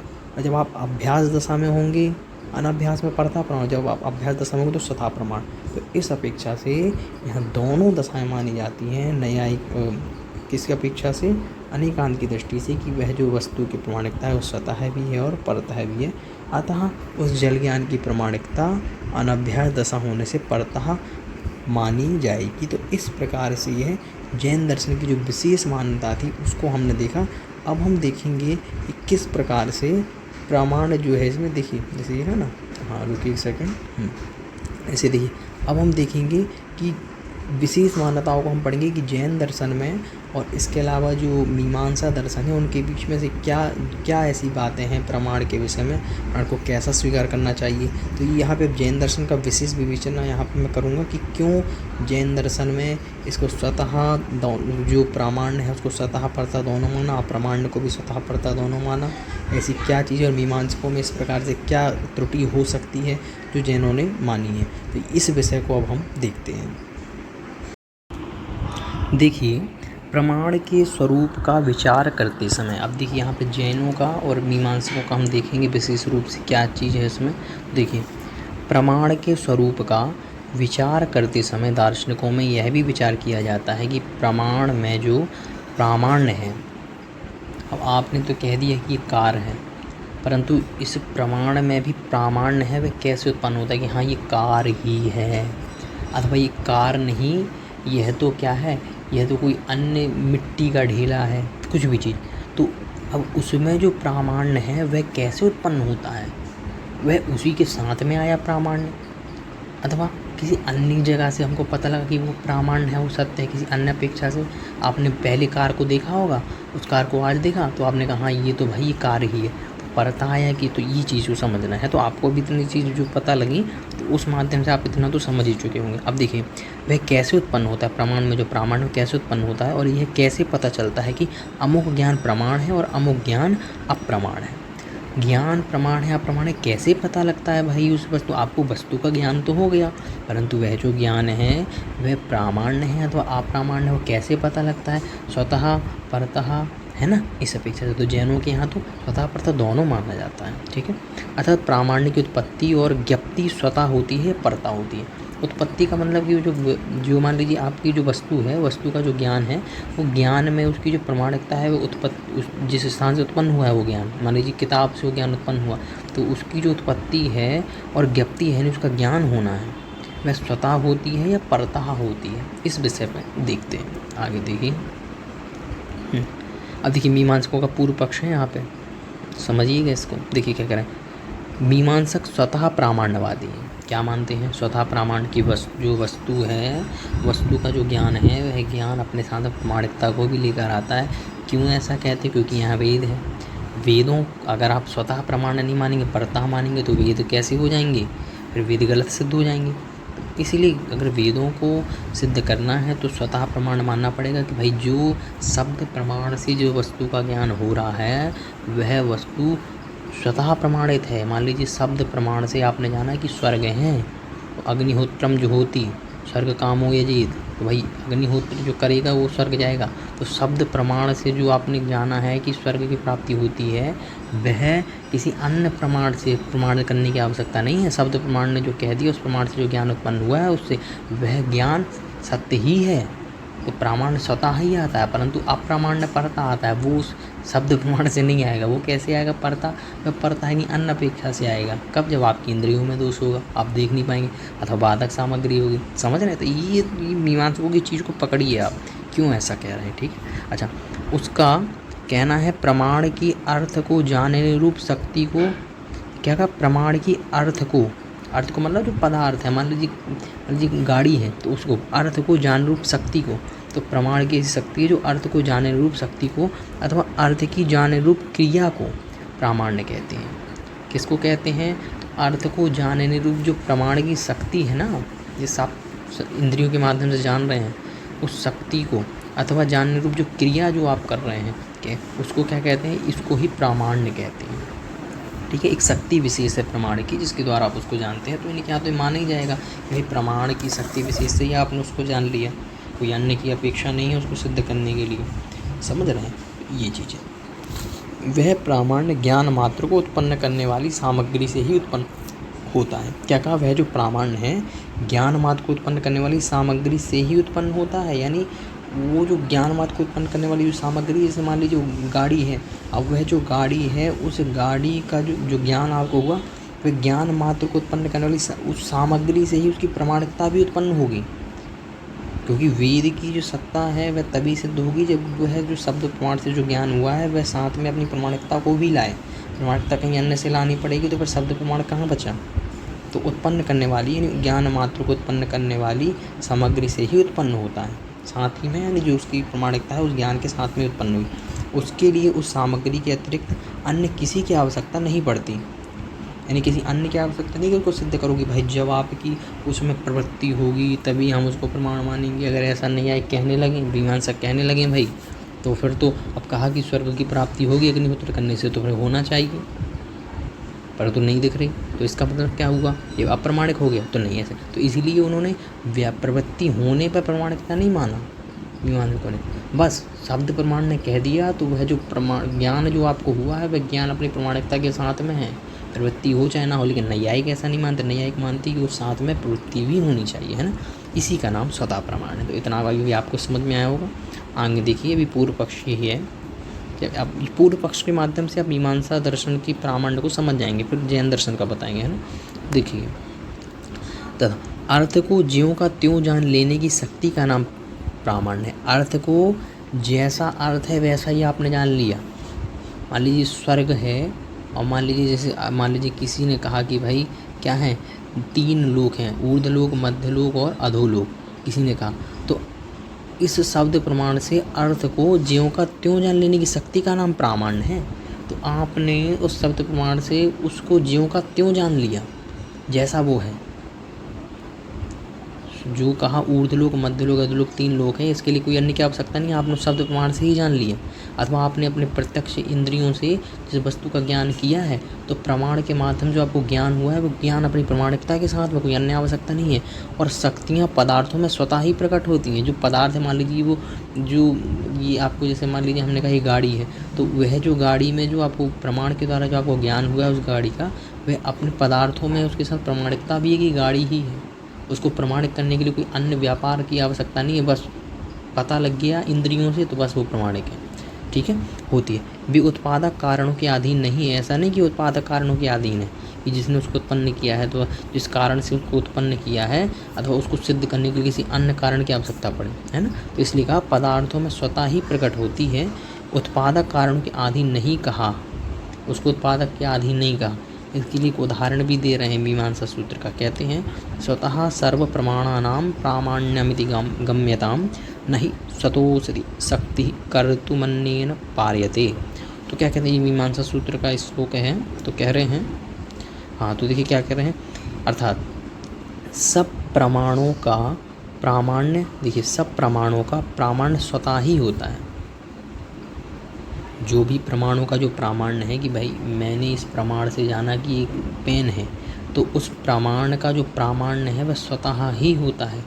वह जो प्रमाण से जो मुझे ज्ञान हुआ है वह स्वतः ही प्रमाणिक होता है, क्योंकि जो शक्ति स्वयं अविद्यमान है उसे कोई दूसरा उत्पन्न नहीं कर सकता। अच्छा उदाहरण क्या है, बात यह है कि भाई जो प्रमाण है वो स्वतः ही उत्पन्न होता है, उसको कोई शक्ति क्योंकि जो शक्ति स्वयं अविद्यमान है उसे कोई दूसरा उत्पन्न नहीं कर सकता। इनका मतलब ये है कि भाई अगर उस वस्तु में अगर जो ज्ञान है वो अपने सामने प्रमाणिकता नहीं ला रहा, उसमें प्रमाणिकता नहीं है, तो कैसे आप उसको उत्पन्न कर सकते हैं भाई।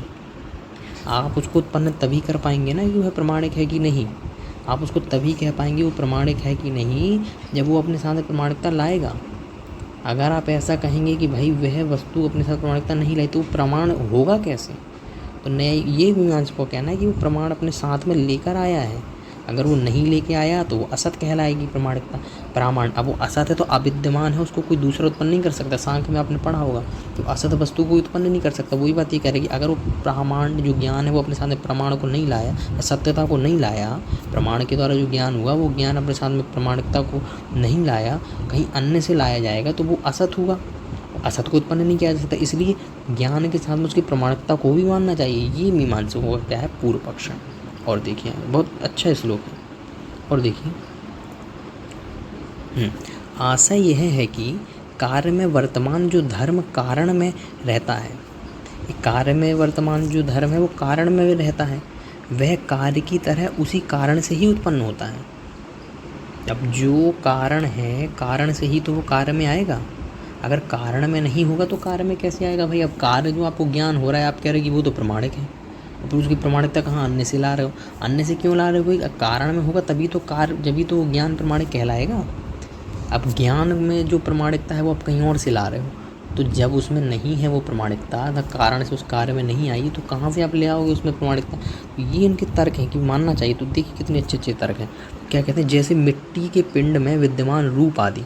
अब मिट्टी है, मिट्टी के पिंड में कैसे रूप विद्यमान, जो रूप आदि है कि मिट्टी कैसी रूपवान है, ठीक है, तो उससे उत्पन्न होने वाले घट में भी पाए जाते हैं। वे मिट्टी के पिंड से ही घट में आते हैं, अलग से नहीं कि भाई आप ऐसा कहें कि उसमें जो रूप आदि है घट में वो कहीं अन्य से आए हैं। यानी मिट्टी में जो रूप है वही घट में आया है। तो ऐसे ही जो कारण यानी वो जो ज्ञान आपको प्राप्त हुआ है वह उसकी प्रमाणिकता भी साथ में ही लिए हुए हैं। ऐसा नहीं कह सकते कि उससे वो जो ज्ञान की जो प्रमाणिकता कार्य है, वो जो ज्ञान है उस ज्ञान से ही उत्पन्न, ज्ञान साथ में प्रमाणिकता को लाया कि नहीं लाया। तो वह आप तभी कह सकते हैं जब, क्योंकि कारण कार्य का संबंध होता है। मिट्टी में जो रूप है वही घट में आता है। ऐसे ही जो आपको प्रमाणिकता का ज्ञान हो रहा है वो भी उस ज्ञान अपने साथ में ही लेकर आया है। यानी जो वस्तु का जो ज्ञान है वह प्रमाणिकता के साथ में होता है, कहीं अन्य से लाने की आवश्यकता नहीं है। असत की उत्पत्ति नहीं हो सकती। अगर आप ऐसा कहेंगे कहीं अन्य से लाया गया है तो ये नहीं माना जाएगा, क्योंकि कारण से ही कार्य में वो चीज़ आती है। अगर कार्य रूप जो आप कह रहे हैं कि वह प्रमाणिक है, वो तभी आप कह सकते हैं जब वो वस्तु में प्रमाणिकता हो। आया समझ में? बहुत अच्छा। आगे देखिए, किंतु जो धर्म कार्य में पाए जाएं और कारण में ना पाए जाएं। देखिए अब वही चीज़ को बता रहे हैं, देखिए वही चीज़ बता रहे हैं फिर से, जो धर्म कार्य में पाए जाते हैं और कारण में ना पाए जाएं, वे धर्म कारण से उत्पन्न नहीं होते। भाई अगर आप कह रहे हैं कि भाई कार्य में प्रमाण जो है, ये प्रामाणिकता का जो काम है कार्य में, वो कैसा है, कारण में नहीं पाया जाएगा, तो वे धर्म कारण से उत्पन्न कहलाएंगे नहीं कि भाई उससे उत्पन्न कहलाएं। अगर आप कह रहे हो कि ये जो वस्तु का जो ज्ञान हुआ है वह, उसमें जो प्रामाणिकता है वो कहीं अन्य से आई है, तो उसको उसका माना ही नहीं जाएगा उसकी प्रामाणिकता कि हाँ ये पेन ही है। उसको पेन ही है तभी माना जाएगा जब वो साथ में अपनी प्रामाणिकता को लाया हो। प्रामाणिकता कहीं अन्य से लाओ और सिद्ध इसको करो, ऐसा नहीं। कारण कार्य जो संबंध होगा, जो वस्तु जहाँ उत्पन्न हुई उसमें ही उसके कार्य रूप उसकी प्रामाणिकता ही मानी जाएगी, है ना। किंतु स्वतः ही होते हैं, जैसे घट में पानी भरकर लाने की शक्ति है, यह शक्ति मिट्टी के पिंड में नहीं है, अतः ये शक्ति घट में स्वयं प्रकट होती है, घट में स्वयं ये शक्ति प्रकट होती है। इसी तरह ज्ञान में भी देखिए आगे, इसी प्रकार ज्ञान में भी अर्थ का ज्यों का त्यों जानने की शक्ति है। जो ज्ञान है, क्योंकि कहा ना ज्ञान को ही प्रमाणिक और अप्रमाणिक, ज्ञान जो है अपने साथ में प्रमाणिकता को लेकर आता है, तो वह जो प्रमाणिकता को साथ में लेकर आ रहा है क्योंकि उसमें शक्ति है। तो ज्ञान में भी अर्थ को ज्यों का त्यों जानने की शक्ति है, यानी प्रमाणिक रूप में जानने की शक्ति है।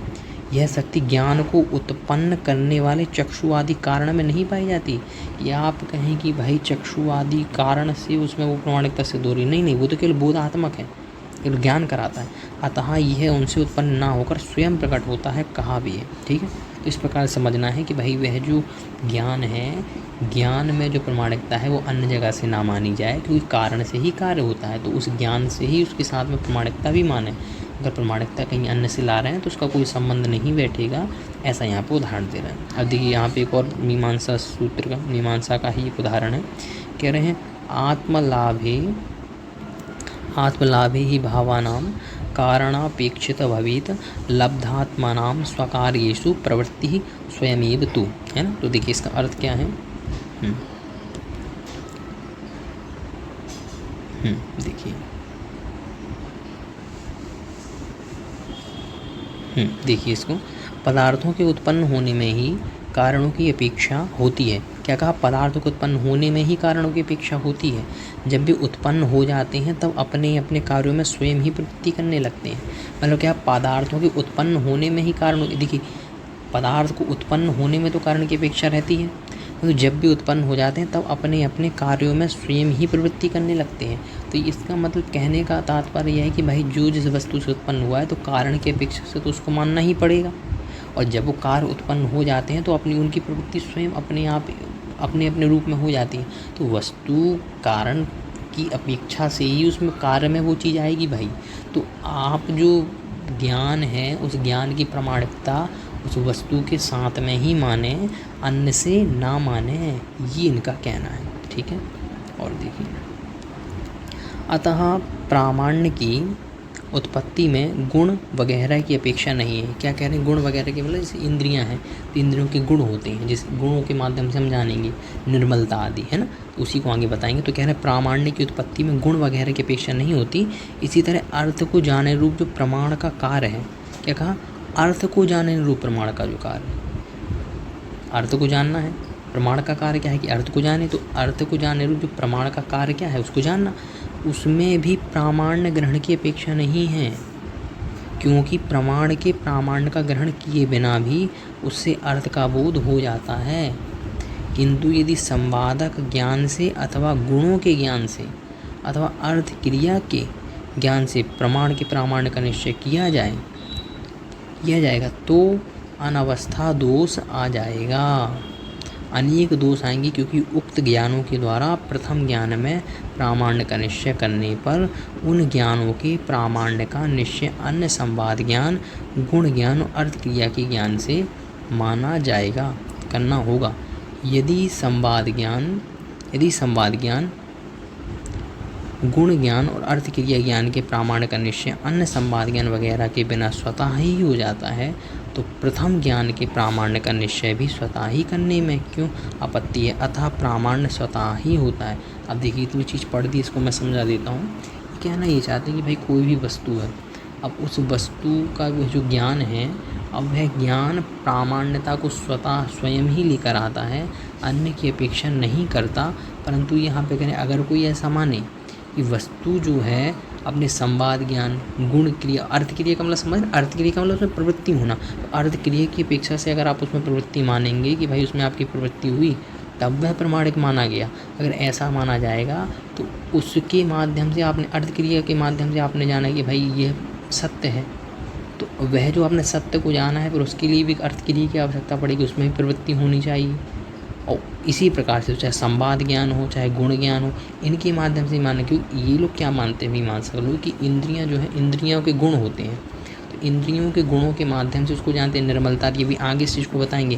तो भाई अगर उस चीज़ को आपको जानना है तो निर्मलता आदि की आवश्यकता नहीं है, वह तो वस्तु में जो ज्ञान है, वस्तु जो है वह स्वयं ज्ञान जो है अपनी प्रमाणिकता के साथ में है वस्तु, तो उसमें जो आपको सिद्धि को जानना है कि वह उस प्रमाणिक है कि नहीं, तो उसके लिए इंद्रियों आदि की अपेक्षा नहीं है, अथवा उसमें प्रवृत्ति की अपेक्षा नहीं है, वो तो उसमें स्वयं है।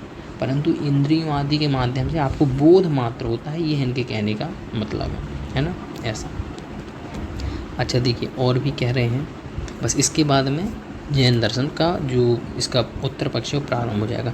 आप प्रामाण्य परता होता है क्योंकि आप प्रामाण्य की उत्पत्ति ज्ञान सामान्य के उत्पादक कारणों के अतिरिक्त दोष नामक कारणों से होती है। क्या कह रहे हैं? आप प्रामाण्य की, अब देखिए यहाँ अभी तक तो बात चली थी स्वतः प्रामाण्य की, प्रामाण्य तो स्वतः मानते हैं, परंतु आप प्रामाण्य कैसा मानते हैं? परता मानते हैं मीमांसक। तो क्या करें, अप्रामाण्य की उत्पत्ति ज्ञान सामान्य के उत्पादक कारणों के अतिरिक्त दोष नामक कारण से होती है। अब अप्रामाण्य की आवश्यकता, अब अप्रामाण्य जो है वो कैसा है? परता माना है इन्होंने, तब उसकी सिद्धि करें तो कह रहे हैं उत्पादक कारणों के अतिरिक्त दोष नामक कारण से होती है। जब आपके दोष का मतलब होता है कि जब उसमें कोई वस्तु में दोष हो, तब अभी आपको पीछे बताया था ना कि या तो बाधक सामग्री हो अथवा क्या हो कि कारण जो करण है उसमें किसी प्रकार की दोष आ जाए, है ना। वही कह रहे हैं चक्षु वगैरह में दोष के होने से ज्ञान अप्रमाण होता है। अप्रमाण के 3 भेद हैं, जैसे संशय, विपर्य, अज्ञान, है ना। तो ये तो उसमें जो वस्तु में जो अप्रमाणिकता आई, ज्ञान वो अप्रमाणिक है, वो कैसे आया? वो किसी अपेक्षा से आया, दोष के कारण आया। तो ये यही मानते हैं कि दोष तो अन्य स्थानों से आता है, अन्य अपेक्षा से, परंतु जो प्रामाण्य है वो वस्तु का स्वतः होता है ना। देखिए इसको, देखिए आगे देखिए, अप्रमाण के 3 भेद हैं, जैसे संशय, विपर्य, अज्ञान। इनमें से अज्ञान तो ज्ञान भाव स्वरूप है ना, ज्ञान का अभाव स्वरूप है, अतः वह स्वयं ही होता है, उसमें किसी की अपेक्षा नहीं है, उसमें तो भाई कोई अपेक्षा नहीं है अभाव में। लेकिन इसकी शर्त ये तो एक बीच में दे दिया, आपको ये समझना है इस संशय और विपरीत ज्ञान के होने में ज्ञाता का भूख आदि होना। जैसे मान लीजिए संशय और विपर्य हो रहा, तो या तो ज्ञात जो आप जानने वाले हो, या तो आप भूखे हो, अथवा मन का अस्थिर होना, आपका मन अस्थिर है, इंद्रियों में खराबी होना, ठीक है, और साथ में इंद्रियों में खराबी होना तथा पदार्थ का चंचल आदि होना, ये शब्दों से यथासंभव कारण होते हैं। समझ रहे? तो इनका मतलब क्या है, अप्रामाण्य परता आ रहा है कि भाई आपकी इंद्रियों में दोष है, भूख लग रही है, मन की स्थिरता, तभी तो आपने उसमें संशय विपर्य किया।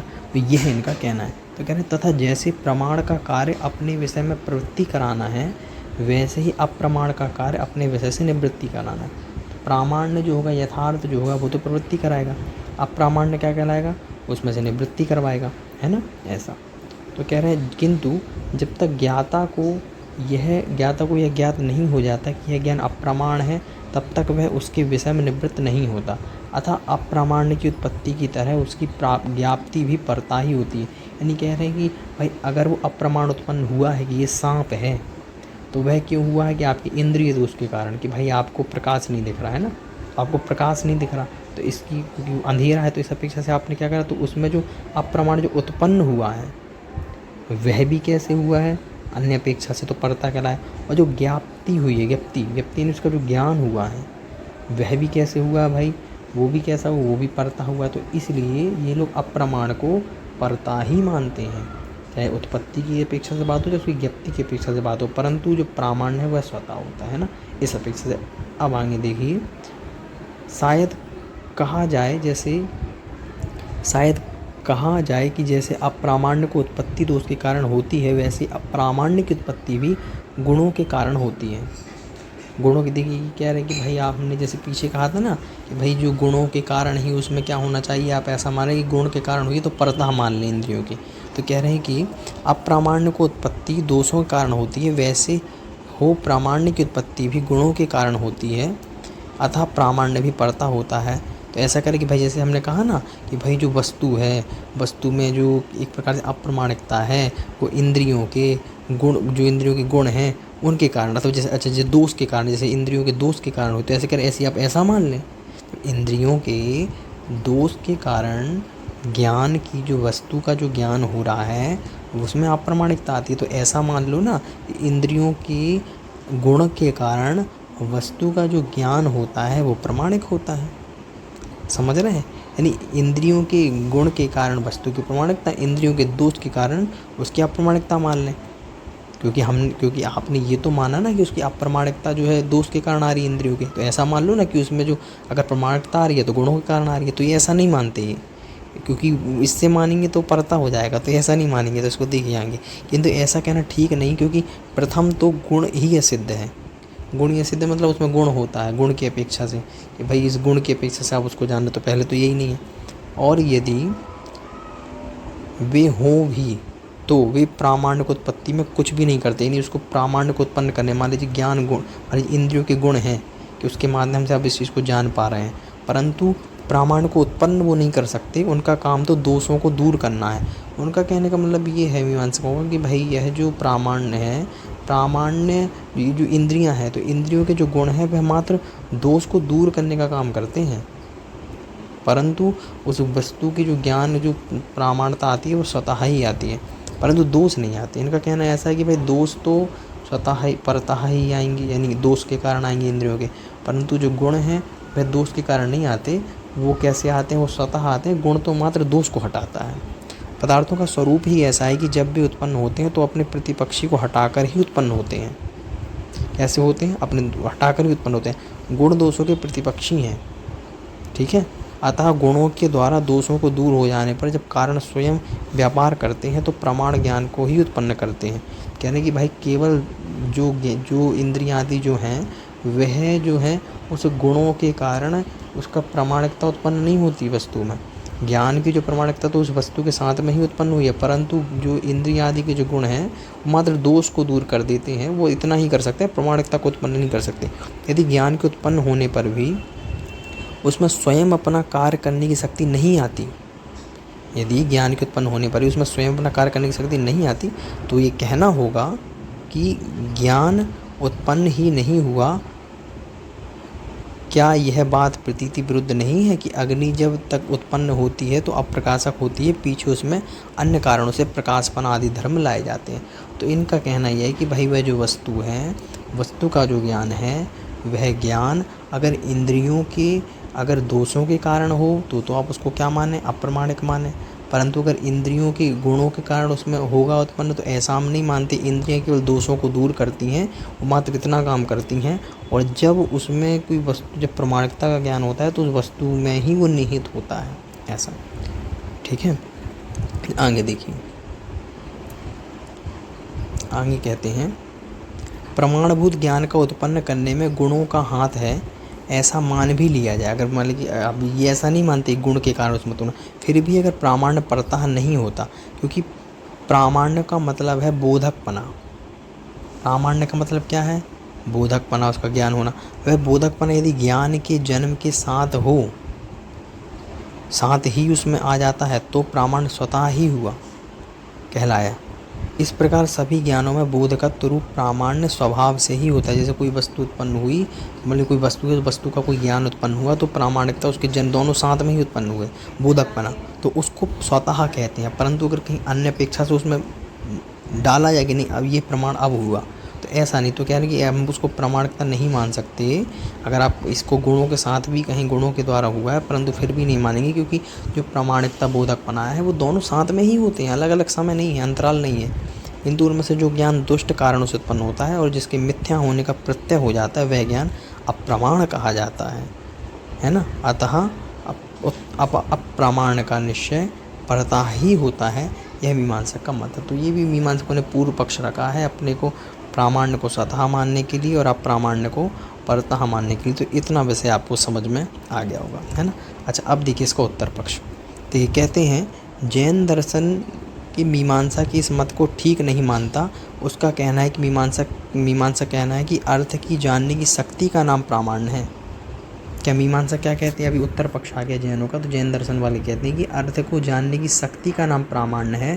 तो यह अर्थ मात्र को जानने की शक्ति का नाम प्रामाण्य है, अथवा जैसा अर्थ है उसी रूप में जानने की शक्ति का नाम प्रामाण्य है। ये जैनों का प्रश्न है। भाई आपने जो कहा कि अर्थ जो है, आप मीमांसकों ने कहा ना कि अर्थ को जानने का नाम क्या है? प्रामाण्य है। तो अर्थ को जानने की अथवा उसकी प्रामाणिकता को जानने की शक्ति का नाम प्रामाण्य है, जिसके द्वारा आप उसको जान रहे हैं। अथवा आप ऐसा मानते हैं कि अर्थ मात्र को जानने की शक्ति का नाम प्रामाण्य है। देखिए दोनों में अंतर है। देखिए आप इसको अच्छे से, अर्थ को जानने की शक्ति का नाम प्रामाण्य है। आप ऐसा मानते हैं कि इस अर्थ को जानने की शक्ति विशेष है, उसको प्रामाण्य कहते हैं आप। अथवा जैसा अर्थ है उसी रूप में जानने को, अब मान लीजिए वह पेन है तो पेन को पेन रूप में ही जानने को प्रामाण्य आप मानते हैं।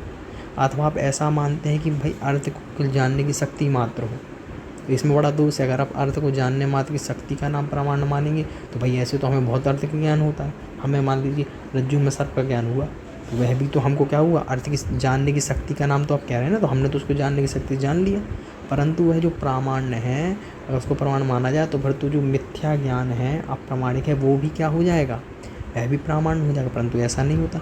ठीक है, तो ये इनका कहना है। और देखिए आगे, देखिए यही दोष बता रहे हैं। कह रहे हैं प्रथम पक्ष में, जैसे कहा ना, देखिए जैसे यहाँ पे कहा जो चीज़, देखिए प्रथम पक्ष में संशय विपर्य आदि मिथ्या ज्ञानों से वह विचार आ जाएगा। जैसे कहा ना कि भाई वह जो अर्थ जो है, अर्थ को जानने मात्र को ही अगर आप प्रामाण्य कहेंगे तो प्रथम पक्ष में संशय विपर्य आदि मिथ्या ज्ञानों से वह विचार आ जाएगा। क्यों वह विचार आ जाएगा? इसलिए वह विचार आ जाएगा क्योंकि भाई आपने जाना तो उनको भी है। जानने मात्र को अगर आप प्रामाण्य कहते हैं तो भाई जानना तो आपने किसी भी चीज़ को जाना तो वो भी संशय सहित जाना, लेकिन जाना तो इसलिए उसमें क्या व्यभिचार आ जाएगा?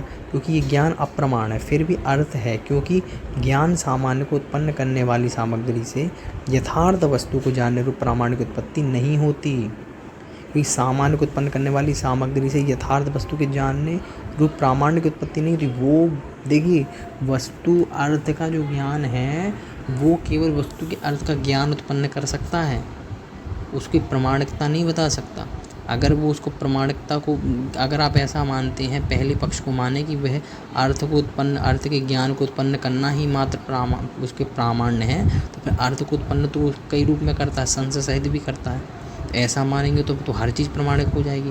तो ये इनका कहना है कि जो अर्थ है, अर्थ में जो ज्ञान उत्पन्न हुआ है अर्थ का, वह जो प्रामाणिकता है वो केवल उस ज्ञान को उत्पन्न करने वाला नहीं, कि आप केवल अगर ऐसा कहें कि वो केवल ज्ञान को उत्पन्न करता है अर्थ, तो ऐसा नहीं कहा। तो अगर अर्थ को आप ऐसा मानेंगे केवल उत्पन्न करने वाला है, तो अर्थ तो ऐसे कई प्रकार से उत्पन्न हो जाएगा। समझ रहे हैं? वह जो अर्थ है, अर्थ से जो ज्ञान उत्पन्न हुआ है आपको अर्थ का, ऐसे तो कई चीज़ों का आपको ज्ञान होगा। तो मात्र उत्पन्न होना ही प्रामाण्य नहीं है, उसके पीछे अन्य भी चीज़ें होना चाहिए, है ना। तो ऐसे ही कह रहे हैं कि किंतु गुण युक्त सामग्री से ही होती है, नहीं तो प्रमाण की उत्पत्ति नहीं होती, उसकी प्रामाण्य की उत्पत्ति नहीं होगी उससे, कि साथ में प्रामाण्य भी उत्पन्न हो, केवल वस्तु का ज्ञान उत्पन्न हो सकता है। ऐसा जैन दर्शन वाले कहते हैं। सारांश यह है कि ज्ञानपना एक सामान्य धर्म है। क्या कह रहे हैं? जो ज्ञानपना है वह एक सामान्य धर्म है जो प्रमाण ज्ञान में भी रहता है। क्या कहते हैं? जो ज्ञानपना है, जो वस्तु का ज्ञानपना है, वो सामान्य धर्म है, वो तो प्रमाण ज्ञान में भी रहता है और अप्रमाण में भी रहता है। देखिए जो ज्ञानपना है वो सामान्य है ज्ञान, चाहे प्रामाण्य हो चाहे अप्रामाण्य, दोनों ही ज्ञान कहलाएंगे। तो कहना है प्रमाण ज्ञान में भी रहता है और अप्रमाण दोनों में रहता है ज्ञानपना। किंतु प्रामाण्य और अप्रामाण्य की विशेष धर्म है। ज्ञान का प्रामाण्य अप्रामाण्य ये दोनों ही ज्ञान में ही, दोनों उसमें कोई सामान्य धर्म है उनका, परंतु वह जो प्रामाण्य और अप्रामाण्य है वो विशेष धर्म है जो ज्ञान मात्र में नहीं रहता। जब कोई ज्ञान उत्पन्न होता है तो उसका प्रामाण्य का और अप्रामाण्य का निश्चय किया जाता है। सामान्य रूप से जो ज्ञान उत्पन्न हुआ है तो प्रामाण्य अप्रामाण्य दोनों उसमें रहेगा, परंतु ये जो प्रामाण्य और अप्रामाण्य है वह कैसा होता है? वह सत्य भी हो सकता है, असत्य भी हो सकता है। तो ये विशेष है। ज्ञान उत्पन्न हुआ प्रमाण और अप्रमाण, परंतु उसका जो विशेष धर्म है वो प्रामाण्य और अप्रामाण्य है, तो वह सत्य भी हो सकता है और असत्य भी हो सकता है। कहा ना कि उसके प्रामाण्य का और अप्रामाण्य का निश्चय किया जाता है बाद में, तो विशेष कहलाएगा, परंतु सामान्य वो जो दोनों अवस्थाओं में रहे। ठीक है, जैसे कहते हैं यह ज्ञान सच्चा है अथवा झूठा। प्रतिदिन की वस्तुओं को, जैसे पीछे उदाहरण दिया था वही उदाहरण दे रहे, प्रतिदिन की वस्तु को ज्ञान की सत्यता और अस्तित्व का निर्णय तो स्वयं ही तत्काल हो जाता है, किंतु अपरिचित वाले पीछे बताया था ना कि अनभ्यस्त दशा में, तो अपरिचित जगह में जो वस्तु ज्ञान होता है इनके प्रामाण्य और अप्रामाण्य का निश्चय अन्य कारणों से करना पड़ता है। अगर कोई अपरिचित वस्तु है तो उसका निश्चय कैसे करना पड़ेगा, उसका आपको निश्चय करना पड़ेगा परतः।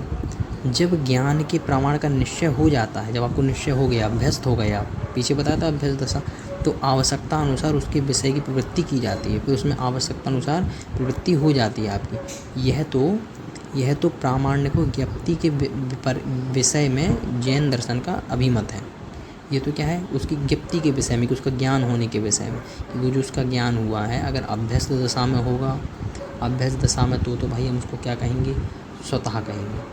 परंतु अगर उस वस्तु का जो ज्ञान है वह कैसा होगा, अगर किसी अपेक्षा से किसी अन्य के द्वारा अनभ्यस्त दशा में होगा तो उसको परता कहेंगे। तो वस्तु का जो ज्ञान है वह स्वतः भी होता है अभ्यस्त दशा में और परतः भी होता है अनभ्यस्त दशा में, है ना।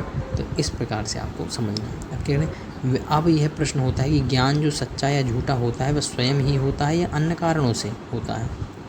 जैन दर्शन का कहना है कि जैसे ज्ञान के उत्पादक कारणों में दोष होने से अप्रमाण ज्ञान उत्पन्न होता है। जैन दर्शन का, अच्छा देखिए यहाँ से देख लीजिए, जैन दर्शन का कहना है कि जैसे ज्ञान के उत्पादक कारणों में दोष होने से अप्रमाण ज्ञान उत्पन्न होता है। अब मान लीजिए कि भाई ज्ञान का जो उत्पादक कारण है अगर उसमें दोष है, इंद्रियों में दोष है, होने से अप्रमाण ज्ञान उत्पन्न होता है। वैसे ही ज्ञान के उत्पादक कारणों में गुण होने से, यानी सत्य होने से प्रमाण ज्ञान उत्पन्न होता है। तो इसका मतलब ये वह जो प्रमाण है, उन प्रमाण में अगर दोष है इंद्रियों आदि में, तो उससे जो उत्पन्न होगा वो कैसा कहलाएगा, प्रमाण। जो सही होगा तो प्रमाण कहलाएगा। तो इसका मतलब भी दोनों मानते हैं, प्रामाण्य भी है अप्रमाण्य भी है, दोनों ही उत्पन्न हो सकता है। लेकिन मीमांसा क्या मानेंगे, वो केवल प्रामाण्य स्वतः ही होगा, परंतु अप्रमाण को तो परतः मान लेते हैं, ऐसा। ठीक है, आगे देखिए।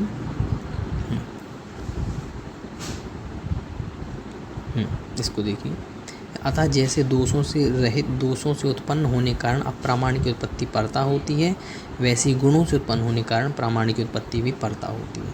तो बस यही इनका कहना है कि भाई जैसे दोषों के उत्पन्न होने के कारण अप्रामाण्य की उत्पत्ति परता मानते हो ना आप, ऐसे ही गुणों से उत्पन्न होने के कारण उसकी प्रामाण्य की उत्पत्ति भी परता ही मानो, स्वतः मत मानो। ये जैन दर्शन का कहना है। तो जैन दर्शन मानता है जो प्रामाण्य और अप्रामाण्य दोनों परता हैं, ठीक है ना, और दोनों स्वतः भी है। ये भी आपको पीछे बताया था, है ना, कि जो स्वतः है वो अभ्यस्त दशा की अपेक्षा होगा और परता अन्य अपेक्षा से होगा। तो दोनों हैं, प्रामाण्य अप्रामाण्य स्वतः भी होता है और परता भी होता है। यहाँ पे अभी परता को सिद्ध, क्योंकि मीमांसा को खंडन करना, इसीलिए ये बात यहाँ पे केवल एक पक्ष को रखा है। इसको देखिए परिचित अवस्था को देखिए, वही चीज़ जो पहले बताई थी उसी को बताया। परिचित अवस्था में अभ्यास दशा और अपरिचित अवस्था को अनभ्यास दशा कहते हैं। हम अपने गांव के जलाशय, नदी, बावड़ी आदि परिचित हैं, अतः उनके और ज्ञान पर जो जल ज्ञान उत्पन्न होता है उसको प्रमाणता स्वतः ही होती है। किंतु अन्य अपरिचित ग्रामादिक में जाने पर, जो पीछे बता दें कि अन्य गांव में आप पहुँचे, यहाँ जल होना चाहिए इस प्रकार की जल ज्ञान होना, वह शीतल वायु के स्पर्श से, कमलों की सुगंधी से, या पानी भरकर आते हुए व्यक्तियों के देखने से आदि निमित्तों से ही होगा। अतः उस जल ज्ञान को प्रमाणिकता अनभ्यास दशा में परतः मानी जाएगी। उत्पत्ति में परतः प्रमाणिकता कहने का तात्पर्य यह है कि अंतरंग कारण ज्ञानावरण का क्षयोपशम होने पर भी, बाह्य कारण इंद्रियादि से निर्दोष होने पर ही, क्योंकि यहाँ देखिए कारण बता रहे कि इंद्रियादि निर्दोष है तभी होगा ही नवीन प्रमाणता रूप कार्य उत्पन्न होता है, अन्यथा नहीं। अतः उत्पत्ति में परतः प्रमाणता स्वीकार की गई है। जब भी कोई वस्तु उत्पन्न होती है तो परतः प्रमाण इंद्रियों आदि के आश्रित अथवा आभ्यंतर में ज्ञानावरण आदि कर्मों के क्षयोपशम से ही होती है। इसलिए परतः माना, क्योंकि ज्ञानावरण आदि का क्षयोपशम माना ना, और किसी की अपेक्षा माना, इसलिए। तथा विषय में जानने रूप और प्रवृत्ति रूप प्रमाण का कार्य में अभ्यास दशा की अपेक्षा तो प्रमाण की प्रमाणिकता स्वतः है, अर्थात अब देखिए स्वतः भी बता रहे हैं, प्रवृत्ति रूप प्रमाण के कार्य में अभ्यास दशा में, अगर अभ्यास दशा के पीछे से अभी अनभ्यास की बात चल रही थी तो परता बताया प्रामाण और अप्रामाण्य को, अब और अनभ्यास दशा में प्रामाण को प्रमाणता स्वतः अर्थात बाह्य कारणों के बिना आप ही होती है, अनभ्यास दशा में परतः अर्थात बाह्य कारणों के मिलने पर ही होती है। तो मूल क्या कहना है कि भाई अगर आप किसी इंद्रिय आदि की सहायता से अथवा आप ज्ञानावरण आदि कर क्षय उपशम की अपेक्षा से अगर किसी वस्तु का ज्ञान करते हैं तो अगर वह दूषित है तो अप्रामाणिकता भी परता ही होगा, और इंद्रिय आदि की अगर अपेक्षा से अगर आप सही हैं इंद्रियां, उससे जो ज्ञान होगा वो स्वतः प्रामाण, वो कैसा कहलाएगा, परतः प्रमाण कहलाएगा। तो परतः प्रामाण्य भी होगा, परतः अप्रामाण्य भी होगा। ऐसे ही स्वतः भी समझ लेना, अगर अभ्यस्त दशा में हैं आप और आप वहाँ पे देख रहे हैं कि हाँ ये पेड़ ही है, नदी ही है, तो ये कैसे हुई, तो स्वतः हुआ, किसी की आवश्यकता नहीं है आपको, स्वतः ही आपने जाना। ऐसे ही अगर आप इसमें अगर इसको आप अप्रामाणिकता को माने तो उसको भी ऐसे ही मानना चाहिए कि भाई स्वतः कैसे मानेंगे कि आपने अगर किसी वस्तु को देखा, आपके किसी की अन्य निमित्त की आवश्यकता नहीं पड़ी आपको स्वयं ही पूर्व की अपेक्षा से अथवा स्मृति की अपेक्षा से आपने कह दिया कि जैसे आपने रस्सी देखी और रस्सी को देख के आपने कहा ये तो सर्प है। अब सर्प है, अब जैसे ही अब क्या हुआ, अब आपको कुछ समय बाद आपने देखा, आपको ज्ञान हो कि नहीं है तो रस्सी ही है। तो ये जो रस्सी ही है ये आपको पूर्व की स्मृति की अपेक्षा से आपने स्वयं ही जान लिया कि भाई ये क्या है, ये तो रस्सी है, ये क्या है, प्रामाणिक है। तो प्रामाणिकता स्वतः भी होती है, अथवा आपने इसको जाना कि ये तो सर्प है तो ये भी स्वतः ही है, ये पूर्व में आपने सांप को देखा था ना, इसलिए दोनों को इस अपेक्षा से समझना चाहिए। अच्छा, और देखिए आगे विषय अंतिम यहाँ पे उपसंहार करते हैं। तो कहते हैं बौद्ध लोग प्रमाण की प्रमाणिकता स्वतः मानते हैं, नैयायिक प्रमाण की प्रमाणिकता परता ही मानते हैं, मीमांसक उत्पत्ति और ज्ञप्ति दोनों ही अवस्थाओं में प्रमाण स्वतः और अप्रमाण परतः मानते हैं। ये सब पहले आपको बता चुके हैं। सांख्य प्रमाणता तो परतः मानते हैं किंतु अप्रमाणता स्वतः, इसको थोड़ा आप देख लीजिएगा, इसमें ये थोड़ा गलत हो सकता है, ये पुस्तक का ये प्रिंट है, ये कहा कि सांख्य प्रमाणिकता परतः मानता है किंतु अप्रमाणता स्वतः मानता है, परंतु ये इसको आप देख लीजिए, गलत हो सकता है क्योंकि हमने आपको पूर्व में बताया और बहुत जगह वही मान लेता है। विभिन्न मतावलंबियों के उक्त कथनों का आचार्य ने भली प्रकार निराकरण कर दोषारोपण करते हुए अंत में सूत्रोक्त बात को सब प्रमाण सिद्ध किया है कि परिचित अवस्था में यानी अभ्यस्त अवस्था में प्रमाण की प्रमाणिकता स्वतः है और अपरिचित दशा में परतः होती है। यही बात अप्रमाणिकता के विषय में भी जाननी चाहिए। तो इस प्रकार से यह प्रामाण्यवाद के ऊपर ये इतना विषय है। तो अगर आपको एक बार में पूरा समझ में ना आए तो सब वीडियो को दोबारा देखें, आप इसको एक दो बार देखेंगे और इस पर विचार करेंगे तो आपको समझ में आएगा प्रामाण्यवाद एक अच्छा विषय भी और वो सूक्ष्म और क्लिष्ट भी है। तो इसलिए आप इस वीडियो को पुनः एक बार देखें और जो चीज़ आपको समझ में नहीं आती उस पर पुनः विचार करें, तब वो चीज़ आपको अच्छे से बैठेगी 2-3 बार देखने को। सभी को नमस्कार।